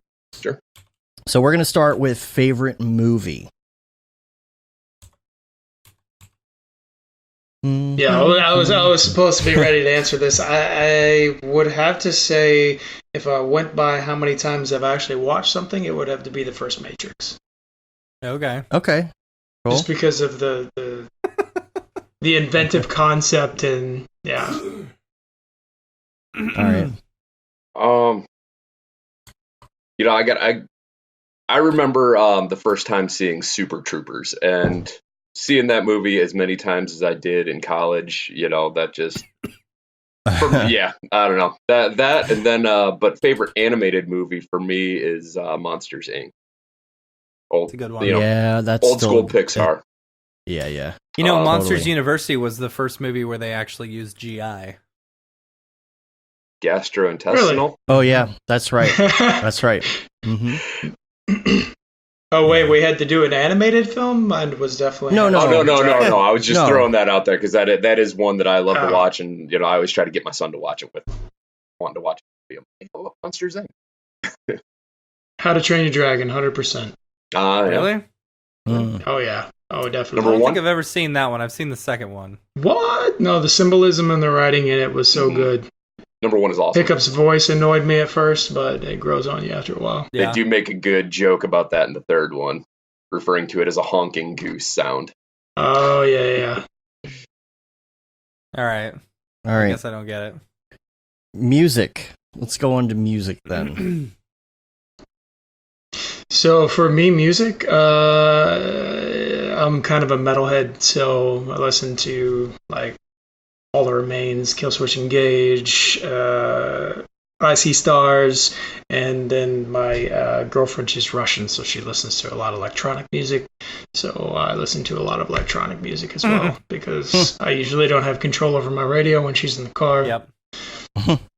I'm a bit all over the map. I like a lot of hard stuff, but old school rap, hardcore. Funeral for a Friend is a band from Wales that broke up just a few years ago, but I recently discovered that they had put out a live album just before they called it quits, and so I've been listening to that a lot lately. So all over the map. Okay, now how about TV show? And keep in mind, these don't have to be like the favorite all time. It could be something just like that you're enjoying recently, you know. All time, probably MacGyver Mm. from All my right. childhood.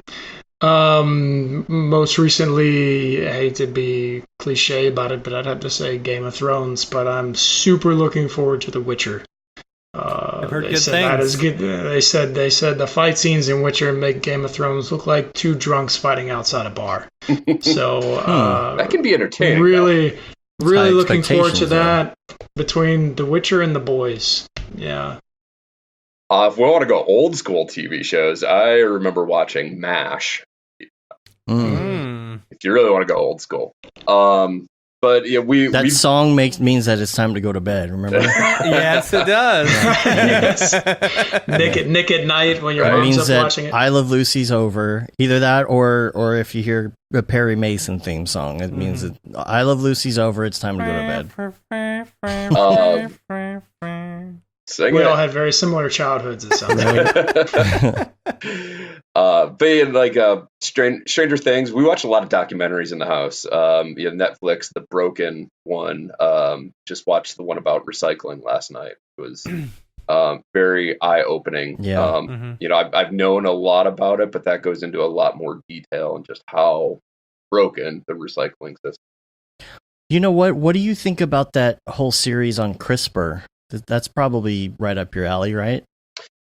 It's on my to watch list. Have not gotten too much into it, but that you mentioned that I did one of the first animations about CRISPR back in 2016. Oh, And- neat. Oh, nice. I know that it was one of the first because I had no clue what CRISPR was, and come to find out, we were working with some of the forefront researchers that really discovered CRISPR and the Cas9 Wow. molecule, and I didn't even realize, who we were working with. Looking back on it now, it was pretty cool. But For us less informed, what is that? You don't know what CRISPR Yeah. is? CRISPR is No. like the gene slicing and editing tool. It's a new cereal by Yeah. Kellogg's. Yeah. it's a way to Special CRISPR. to edit Yeah. genes. Doesn't get soggy in milk. Right? Yeah. CRISPR berries. Gene editing. We did Yeah. Okay. we did a second animation on it for Nature, which is more comprehensive. That is, you Google CRISPR, CRISPR, not ER. Mhm. Just Google that. Okay. Watch the one on Nature, done by Nature periodical. Little self promotion there, but But it's basically, is it a bacteria that they discovered or something that they're able to it's a molecule. use it's a molecule. Yeah, it's inside the cells. It's not its own cell itself. But it has yeah. it'll pair with a guide RNA, which then looks for specific sequences along a DNA strand, and then they can kind of program it, so to speak, to either cut that strand of DNA. They can splice in a new section of DNA. They can remove just a section of the DNA and then put it all back together. And the hope is that this is on the positive side of things. Additional stuff? Well, Here's that's an where interesting question. what they because, said, they can. They've said the whole aging process or whatever, you start to grow older as the ends of your DNA, the telomeres, start to get shorter and shorter. I wonder if they could add more at the end and then just live forever. You need to watch that documentary. All 'cause right. You got to see what they did with these rats. They had 2 rats, and one of them got really old, or they both got really old. This was the thing. It's not like they changed the DNA and one of them stayed young and one of them got old. They actually both got old, and then they spliced the DNA of the old one and it like got young again or something. It looks like complete science fiction. I think there would be a terrible idea to extend human beings' life. Well, and it's a big ethical debate right now, and Maybe you know, you're it's I want to live forever. the prospects of it being able to, you know, work against cancer or different genetic diseases is fantastic. But there's the ethical debate about, you know, are you just going to use this to program, you know, your baby's hair color, eye color, you know, physical fitness ability, you know, so like that's the ethical side of it right now. Right. Yeah. But there's And the so hard many part, it's so unknown too. Yeah, but Yeah. you know what? You as a parent, I can, and I'm sure all of y'all can attest to this. You could change your child however you want. It does not mean they are going to succeed. Everybody wins. What are you talking about? and like Noseman says here that he's like Monsanto announced, you know, licensing agreement to use CRISPR, but that's part of the whole debate, is that it is something where it can be very dangerous, because you could mess up an entire ecosystem by changing something, but at the same time you don't want it to be controlled. You want this to be kind of more of an open source thing, so that people like Monsanto don't control it. So it's a very interesting documentary. Yeah. You know. Did y'all Anyway, see the trailer for the new Ghostbusters movie? I saw the ad for it. Yeah, I didn't actually get to watch the trailer. Saw the ad for it. Looks like Stranger Things with Ghostbusters. Hey, you're right. Keeps that It's nostalgic got feel. the kid from, you know, Stranger Things. Really? All Which those one? kids are going to be typecast. Yeah, I know. Well, Yeah. It's gonna considering be he was in Doogie Stranger Things, he was Howser. in It, and now he's in Ghostbusters. Yeah, I think so too. yeah. So, It's going to be like the Doogie Howser. So, do y'all listen to podcasts? Just Mograph. Oh yeah. you're fired. Yeah, I catch you guys. I listen to School of Motion sometime. I'm kind of like just jumping on the podcast train. Yeah, same. It's so hard for me to split my focus if I'm trying to take knowledge from a podcast while applying other knowledge to the screen. And Yeah, I got to be music. I can't really listen to other people's dialogue, and you know, it same. breaks the concentration. Yeah. So then, what about plugins? Do you have like a go-to plugin, like the plugin, besides your render engine? Go to my plugins folder. You know, What- I've the X particles I definitely use quite a bit, but one I just picked up on Black Friday, which I was late to the game on this, Forester. Mhm. And Have you gotten your license for it yet? you know what? I bought it on Black Friday. I sent the email over that night, pretty late that night, and I was like, I'm not going to get this back until Monday or later. And I got it back Saturday morning. Well, there So you That's I not go. played bad. All right. it over the Yeah. weekend, yeah. But no, Forster's like, it's really just so cool. And I didn't even What is have it? any work projects. What is it? Just making Make you know, trees and plants. grass, Okay. and trees, stuff plants, like that. Yeah. but it's very modular, so you can Yeah. Add wind, parametric even, like you're building the tree as you go, so you have like this long list of daunting parameters to Yeah. do your tree, and then you can set it up to where the have a hurricane force winds like bending the branches and stuff, and you can watch it happen in your viewport. It's really, really cool. Yeah. That's awesome. How does it work in 21? Because it used to be you had to have like the serial and then the MAC Oh, address and stuff like that. So there was a specific, I don't remember what it was now, but there was a specific thing on the site that told you if you're using R21, do this. But I haven't tried to use it on another computer yet, and like logging into my license with another computer, but I think it's tied to the license, if I'm not Interesting. mistaken. Yeah. My, Eric, what about you? Plugins. Yeah, I My got a feeling you plugins got some list- good ones. Because I've installed a few weird ones on the computer for you. Yeah. Stuff we probably never heard of. Well, so like a lot of my plugins with when R20 came out, my plugins list got shortened dramatically. One really old one that I love was the solo button. Not Nitro Man's and not the built-in solo. This one was slightly different, but I can't even find where Yeah. it's that old. I like the new solo buttons in 21. Yes. Yeah. But yeah, one plugin that's phenomenal is EPMV, which it's basically it's a molecular viewer.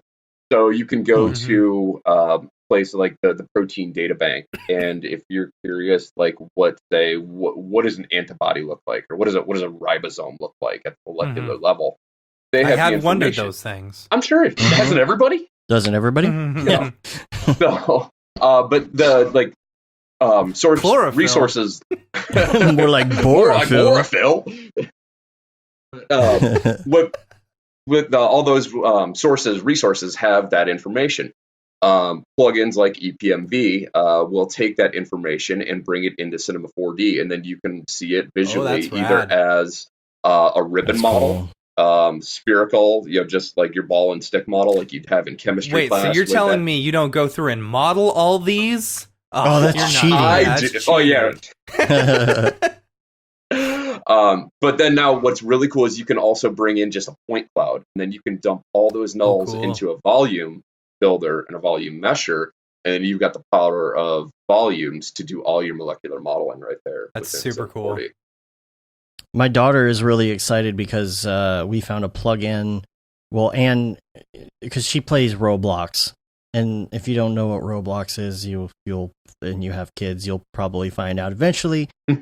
But you can make your own games and stuff. She's really excited though because we figured out that there is an OBJ importer in there, so you can not only make your own games, but now like we could probably build something together, and she could bring it into her own game. So that's a good plugin That's cool. if your kids are into that, Most of my plugins though are still in After Effects, and the one over there I can't live without is Frisch Left, or as I like to call it, Fish Lips. What do you call it? What do you call it? Fish Lips. Fish lips. Fish lips. Yeah. Yeah, for It's the easier to longest time, say. I didn't know how to pronounce it. I'm just guessing at Frisch Left, but Yeah, First left sounds right. I think for that's sure. what So just mumble it. Worcestershire. Yeah, right. yeah. W sauce. Yeah. All right, now you're both wearing some pretty interesting looking headphones. What do you have there? Mine I actually just bought. They're Cohen E7 Pros. They were reasonably priced and had really good reviews. So the noise canceling actually works really well. Also, I've never had such good active noise canceling. I can't even hear myself talk if I turn it on. So Weird. It's weird. Can't hear the that's baby not what I cries, want right? to happen. Yeah. Yeah. So I've been a huge fan of the Audio Technica, the ATH M50s. They're relatively inexpensive, but they provide a really good acoustical stage. They're a reference monitor. So I have then Boom Audio System Equalizer installed on all of my computers so that I can adjust based on what I'm listening to. I had the wired version for years, and then they fell apart. I picked up a pair of the V Motos. I have really big ears that stick out, so I have to have like really big ear cups if I. And so I went then. I found these were refurb, the ATH M50s, but the Bluetooth version. And aside from the latency in them, I really like it. What's the name of the software that you have installed for the acoustics? Boom Audio. For the Boom Audio. Is that a Mac thing? It was Mac only, but they came out with a PC version of it within the last year or so. Cool. And it's Because I had that for Mac fantastic. for a while. Because I couldn't ever get my volume to get up, get very loud. It was always so quiet. So I had to use Boom in order to boost it. Well, and then if you're listening, I do Google Play Music, and like any audio source is just so flat. And if you can tinker with it, with an equalizer, and Boom is great for it. And that's only like $15 for a license you can install on 2 machines. So That's cool. That's like the first thing I do when I get like into a new car, a rental car, or buy a new car. Like boost the treble, bring the bass up a little bit, bring the mids down. So like anytime I can't adjust it on here, I can't believe they don't even have any like Windows. Just basic, EQ. Realtek, depending on your motherboard, Realtek a lot of times will often have either a driver that you can install or sometimes come motherboard driver. Yeah, that will. Like my laptop has the Bang & Olufsen speakers, so it has an equalizer built in as well. See, I don't have room for studio speakers, and I know when you're mixing music, you're supposed to be using like studio monitors. And actually, a lot of people recommend not having a sub. And so what I end up doing is I mix with my Bose headphones, and for low latency, I plug them in. Mm-hmm. However, Bose headphones are so bass heavy to begin with that you end up mixing it wrong. You know, and only heavier bass ones are Beats by Dre. Yeah.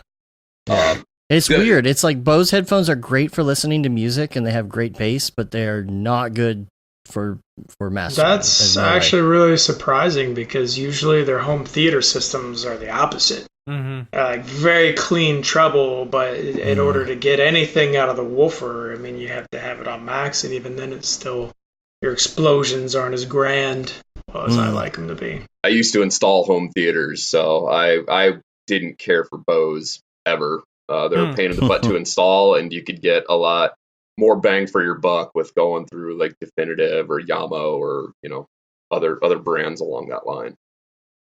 Personal preference. Now, what about app? What is your favorite go-to app when you pull out your phone? Ooh. Speaking of apps, Procreate just updated to version 5 with the animation stuff. Oh, with the animation tools? Yeah, just came out today.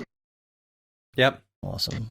I would say my go-to app lately is the Wave app to check if my invoices have been right. Where's my money? Christmas is coming. Yeah. And I got people to pay that are helping me out on projects as well. And I'm always having to send out estimates and everything else. So actually, I'm going to hire maybe a secretary next year or something. Wish I had money for a secretary. I don't. This is all... Training your daughter. Fun. I'll be lucky to have money for a CPA, which I'm definitely going to need this year. So... My 2 go-to apps are actually ones that I don't go to use. They're integrated. So I'm an Android user. The first one is Tasker, which is basically allows you to automate anything on your phone. So I've got it set to when I connect to a cell tower at work on Monday through Friday between like 6:45 and 5 a.m. and 5 p.m. It puts my phone into silent vibrate mode. But as soon as I disconnect from that tower, it brings it back, full volume. And then on like Saturdays, Sundays, not typically a work day or nobody's at the office, so it doesn't do that. That's interesting. Cool. I like that. Yeah, like once you're connected to that network, like changing your settings. Apple should do that. That would be cool. Something that I think all phones should have the option of doing, which I don't know why this isn't a bigger thing. I don't know if it's a default on Android or just an app you can get. But if you turn your phone upside down on the table, it's on silent. Yeah. Yep, and it vibrates twice to let you know that it does it. Yeah. I'm about to try that. I think if it may not be enabled by default, at least it wasn't on my Pixel. I got the Pixel 3. But then I got another one that's custom live wallpaper. It's hard to describe, so I'll see if I can hold it up to the camera here. It's just a wallpaper that moves, right? But you can make your own. Oh, cool. So as this is animating here. That's pretty cool. Those don't look like blood cells or anything. Right. Yeah. I'm a skier first, so. Okay. Right. Yeah. What's the name of that? What's the name of that app, by the way? I believe it might be for iPhone, but it's custom live wallpaper. KLWP. Oh, I'm sorry. I mean the other one. The Tasker. Is it spelled like Web 2.0, like TASKR? No, TASKER. Okay. It's got 2 R's and a Z. Yeah. So it's good. The Z at the beginning. There is one I wanted to add. I forgot about. It was I should probably open an app that I initially grabbed to log hours. It's called Hours Tracker, and I'm sure there's better stuff with out the there, pig on but, it. Pig? I don't Yeah. think so. There's one with a pig for the logo. I know a couple people who use that. I use This logo has like a clock and a dollar sign. So like I'll keep track of all the clients. So if I'm working for a different client, like I clock in under their name. The only mine is a I'm clock actually and a looking for piggy bank. It's the same app though. It is. Weird. Yeah. We used to use weird. one called Toggle. I don't even know if they're still around. We now have one that's kind of internally developed to track our time. Now, Chris, do you use it? Do you like hit start on it like some people do and track it that way, or you just use it to just type in numbers? No, I actually hit start. You Yeah, do? I mean because I get pulled away so much, with the new baby and stuff. If I'm working from home, the girlfriend thinks I'm on paternity leave if I'm working from home or something. I don't have anything. I don't have anything that I'm actually working on. And then if I go to different clients, because the only pitfall of it is sometimes a client has me traverse back and forth between projects. So like Monday I go and I might work on this project, and Tuesday I might work on another project, which are different estimates, different PO numbers, different invoices, and I have I have to manually like use the little notes built into Windows. They always stay on your screen with Post-it notes or something to keep track of that. So I may look for a different one. If anybody has any suggestions. All right, now last one here is your favorite life hack, which, as we always say, Mitch Myers, his favorite life hack is turn the toaster on its side for some bomb-ass grilled cheese. I saw I was at the grocery store this morning. I dropped off my kid. I went to the grocery store because I wanted to do a little bit of grocery shopping, and I saw a little sleeve that you put a grilled cheese in, and then you put it in the toaster. I was like, hashtag. Theoretically, you're going to want that because when you do put it on its side in the toaster, it could drip. I was saying you'd have a big, big smoky mess. Yeah. For me, it's not really a life hack, but an air fryer. Oh, okay. Yeah, and then there's also, because you can do not just fried stuff, and you can do all kinds of stuff. But the other thing that my neighbor actually showed me, because they have a daughter a month older than ours, there is a Keurig for baby formula. I've seen that. I've seen that. But I mean, and it spits it out in 6 seconds to 10. How hard is it just to go whomp whomp, shake it up, and you're done? Well, because formula is so expensive already. It puts a lot of air in there, and if you want it higher than body temp, you got to warm it up. Use a bottle warmer. Yeah, see, I never warmed up any bottle.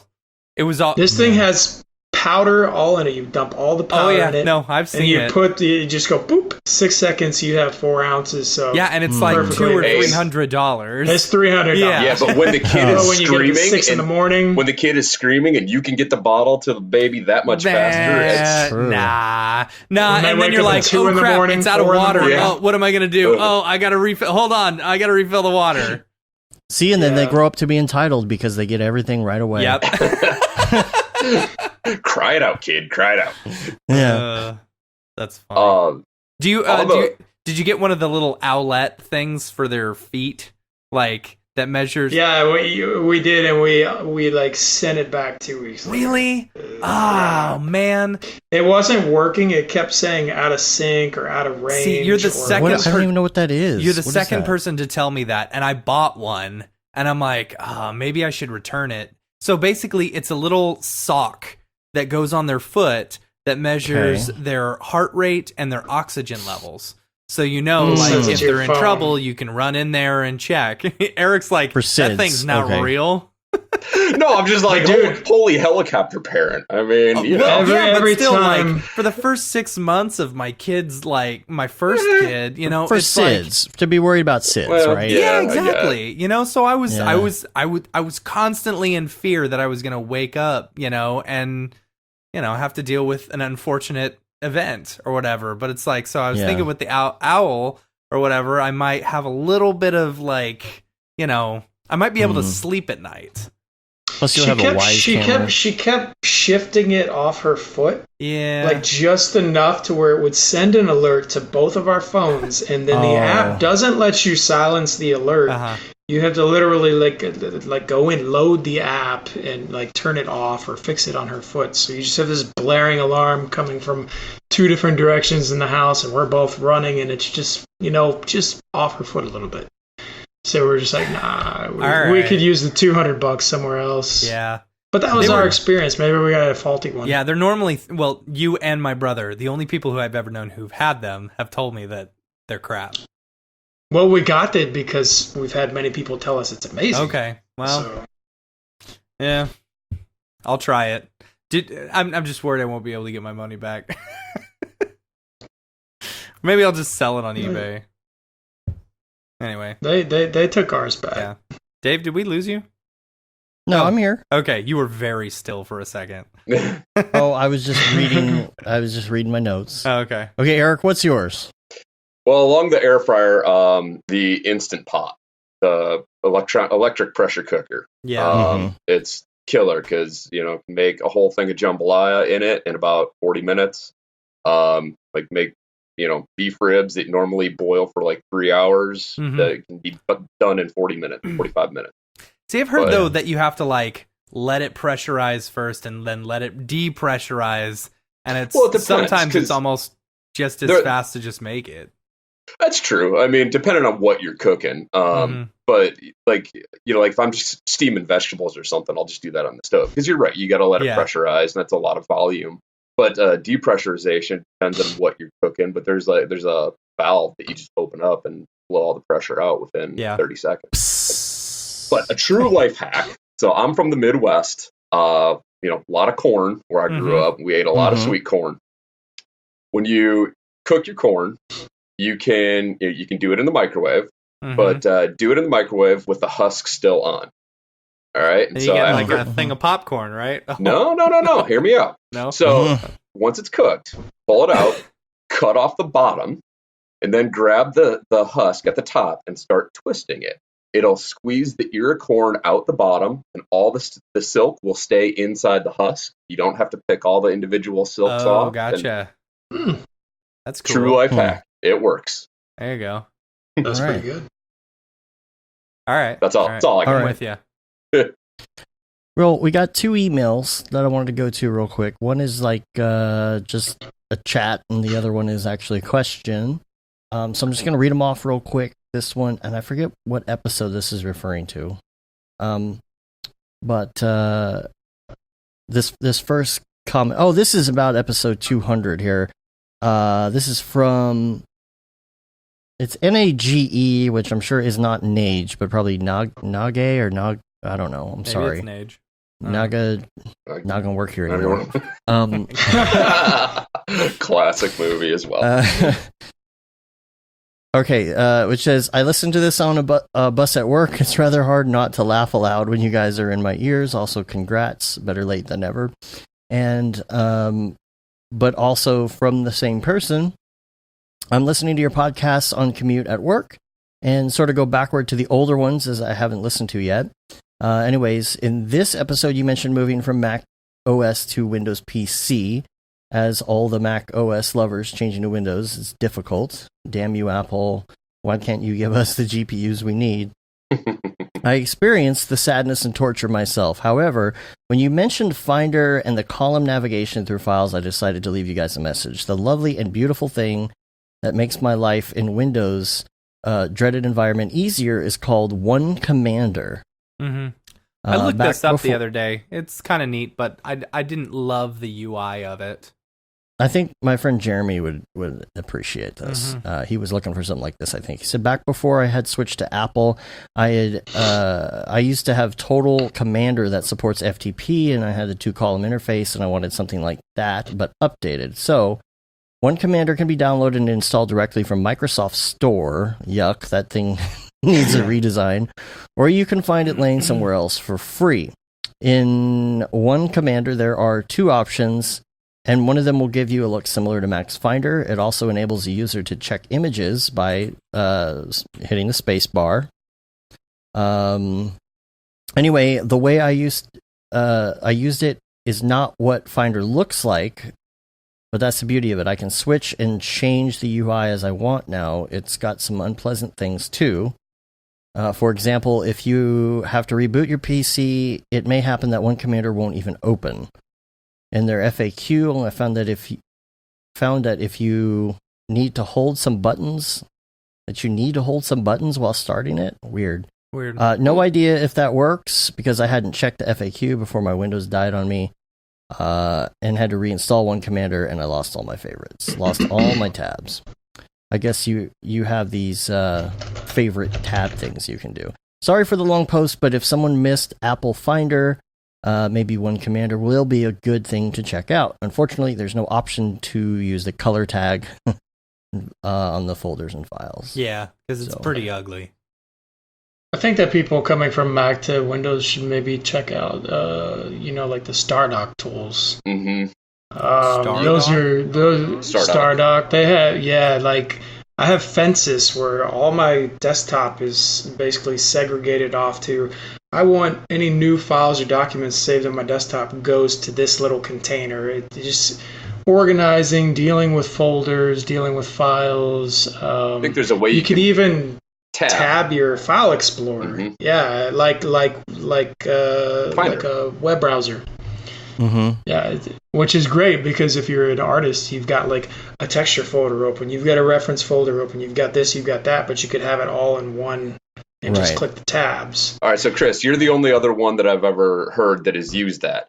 The thing that annoyed me about this, and is there a workaround for this? I use the Alt-Tab, switching shortcut a lot. Mm-hmm. The thing that annoyed me the most about the StarDock, the tabbing, was that visually all the windows would be tabbed and that would be organized. But in your Alt-Tab menu, you still have each individual really? Window or whatever, Explorer window that you have to tab across. So if you've got 5 Windows Explorers open, you still have 5 of them in your Alt-Tab menu. Is there a way around that? I'm not sure. I haven't used all the StarDock stuff. Okay. I did use a few things back in the day, but most recently, the only thing I really use is fences. Okay. Which I absolutely love. Good. It just allows you to create these little half-transparent containers and organizers on your desktop, and then whenever you create a new file or save a new file, you can basically say, hey, this file's in documents container. Anything that's a photo or a text file, I want to go here. Anything that's a program, I want to go in this container. Cool. Anything that's a folder, I want to go in this container. And you can just double-click your desktop and hide everything. Neat. Great for when you're running dual 32-inch 4K monitors, right? They're like beaming sunshine. I haven't been able to get the light right in this place at all. You get a tan. Or just cancer, maybe. Yeah. That's more likely. More likely. Yeah, and then it's weird. At the bottom it says Eva. So I don't know. I don't know if this person. I don't know if this person's name on YouTube is the same as, I don't know. Anyway, the last email, and maybe you can help with this. This is from Palmer Nicholas. Says, I'm looking for some advice on how to put together a job request without upsetting people. My company Lumen and Forge is installing a projection system in a colossal dome venue coming up the next few months. Can't talk specifics, but they're also tasked with putting together a content package for it. I'm partially inspired by the content request you did with Dead Mouse, and I know there was some backlash, hence that's why I want your advice. Now, if you remember Dead Mouse, the whole premise of that is the first time we went up there, people wanted the template because they just wanted to mess around with it. So the second time we said, here, we'll preemptively put the template out here so you can mess with it. And people were like, oh, you want free content? And we're like, no, we don't want free content. If you would like to mess around with it and send us something, yes, but we are not asking for free content. Yeah. So what so what this person is saying is I'm not asking for anything for free. I do have a budget to pay people, but I also want to make the budget go as far as it can go. It's a really cool opportunity to make whatever VJ style content and have it used like in a massive dome. I'm open to just about any style. People can repurpose old project files, dailies, etc. to work in full dome. Final render spec is 4K by 4K fisheye. We can even pay Pixelplow to do final render if we like the content submitted. Additionally, this is just the basic in-house content. Should be used as a menu for clients. Think major hip-hop artists to choose from that will be paid at premium rates, I guess, later on. So I guess, so the question is, you have X amount of budget from somebody, and you want to figure out how to make that stretch, but you don't want to do it in a way that everybody feels like they're working for free. But you also maybe, I guess, want to put a little element into it of, it's not exposure dollars, but this is just a cool, fun thing to work on. How do you go about that and not piss anybody off?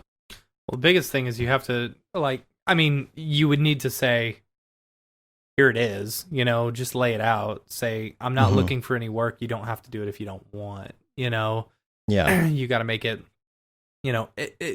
talking about paying them is good enough. Well, not good enough. It depends. If it's $10, then it's not good enough. At least you're paying, though, I think Right. is the big thing. You're not asking for things for free. You're saying, here's the amount.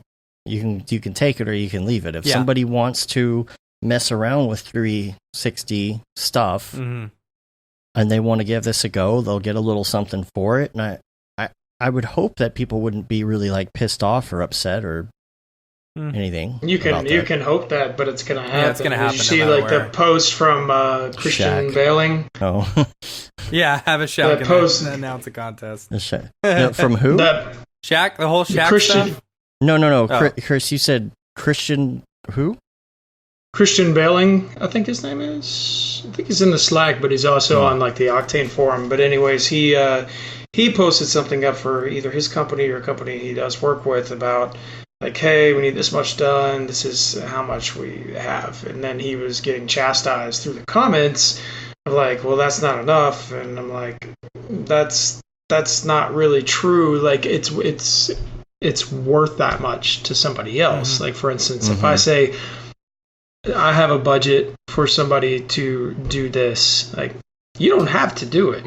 If it's not enough money for you, there are upcoming artists or people getting started or people in Asia or wherever, which maybe it does cannibalize the market a little bit when people do it for cheaper. But, we all start somewhere. I mean, none of us started charging, premium rates for our work. Right. And he was actually paying reasonable rates. I think it was like somewhere like 60 an hour or something, and like people were like, oh no, that's ridiculous, blah blah blah. Like, that's not ridiculous at all. That's actually not bad more for a lot of people.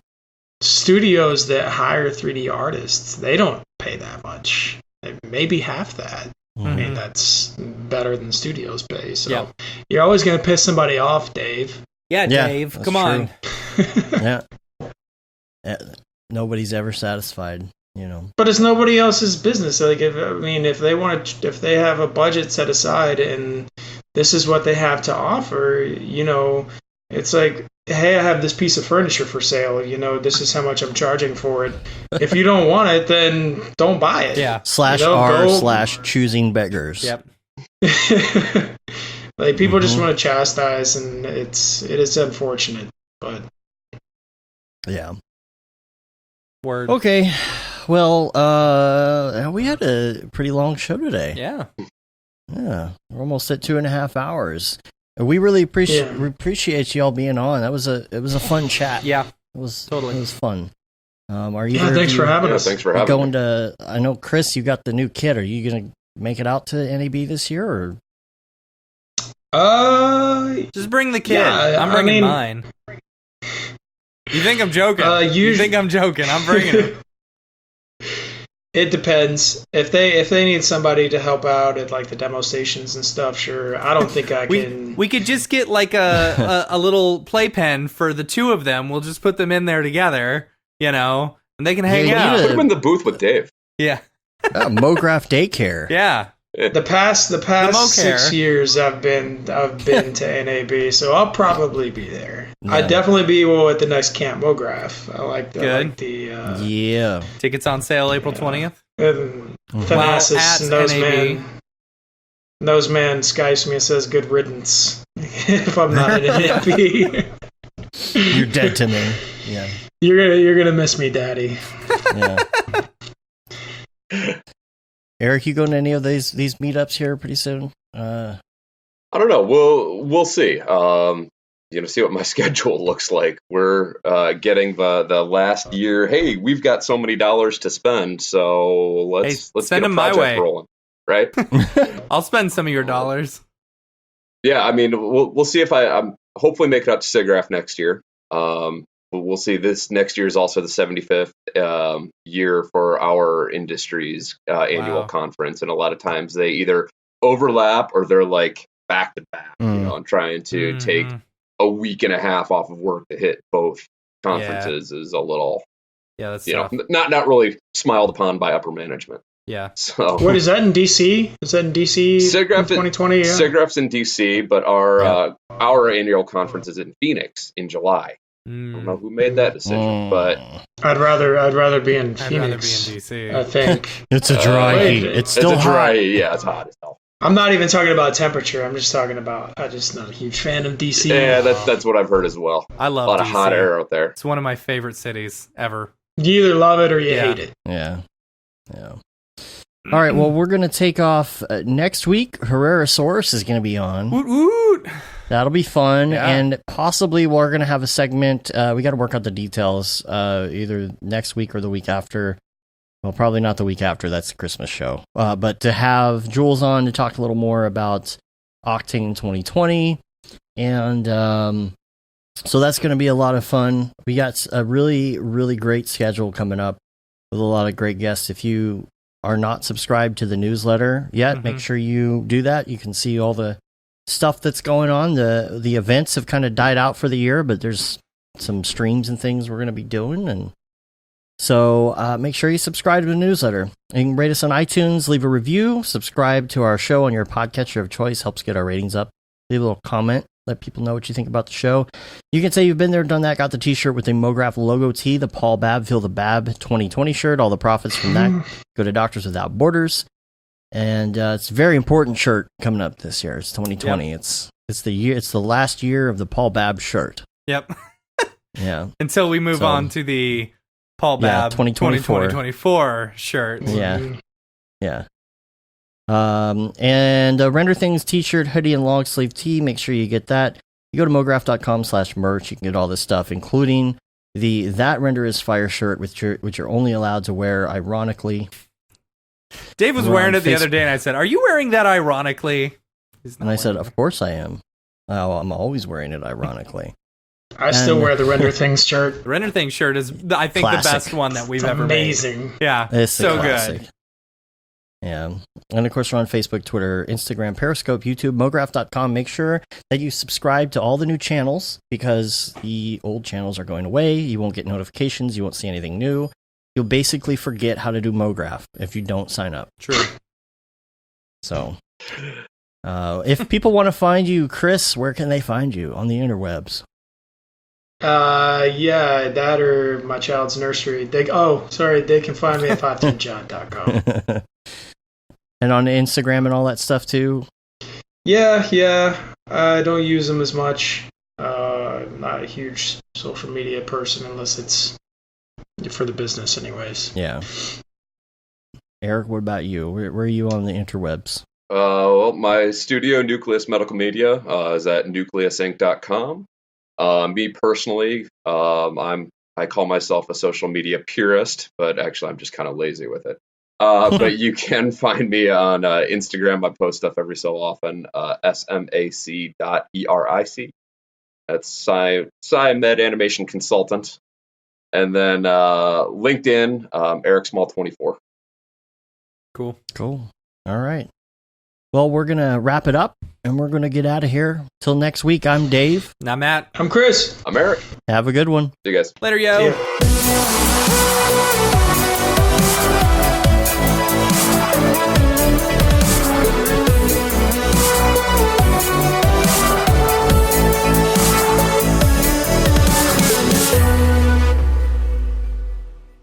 It's pretty good, I guess. Mograph.com, an online resource for motion graphic artists. Start your week with the Mograph podcast. Industry news, interviews with your favorite artists, and terrible humor. Watch live shows and interviews from Mograph events like NAB, SIGGRAPH, Half-Res, and local meetups. Our Mograph Talks feature live demos and motivation from artists all around the world. Sometimes you gotta make stuff that you're not gonna put on your reel, and I'm not here to judge. What if Rick and Morty show up for the countdown at midnight? That's where I peaked in life, in my career. We gotta stop this thing, Rick! It's gonna kill us all! Hear from the people that create your software, design your render engines, and artists that are changing the face of modern motion graphics. You get that render done. Yeah, you better frame what? Mograph tutorials and online classes will teach you about Cinema 4D, After Effects, as well as other popular software and render engines. Throw in the HDR Studio, take the render settings, pick the HDR, put in a reflection, and gorgeous. Branch into new software. Learn time-saving tips, techniques, workflows, and lessons that'll keep you up to date in the world of motion design. Oh, brother, those are some of my favorite elves. I love projects that scare me. When our art director comes to us and asks for something that I had never done before, man, it gets me pumped. Join the conversation in our live sessions. Check out our plugins or join the hundreds of daily active users in our Slack channel for technical help, advice, contests, or just to joke around. Real nice banana. Ah, that's so funny. All right. I'm gonna live forever. Subscribe today and get the latest updates on our YouTube and other social media channels. Take all your dreams and just do it! We don't care how you get here, folks. Just get here. Subscribe to Mograph.com.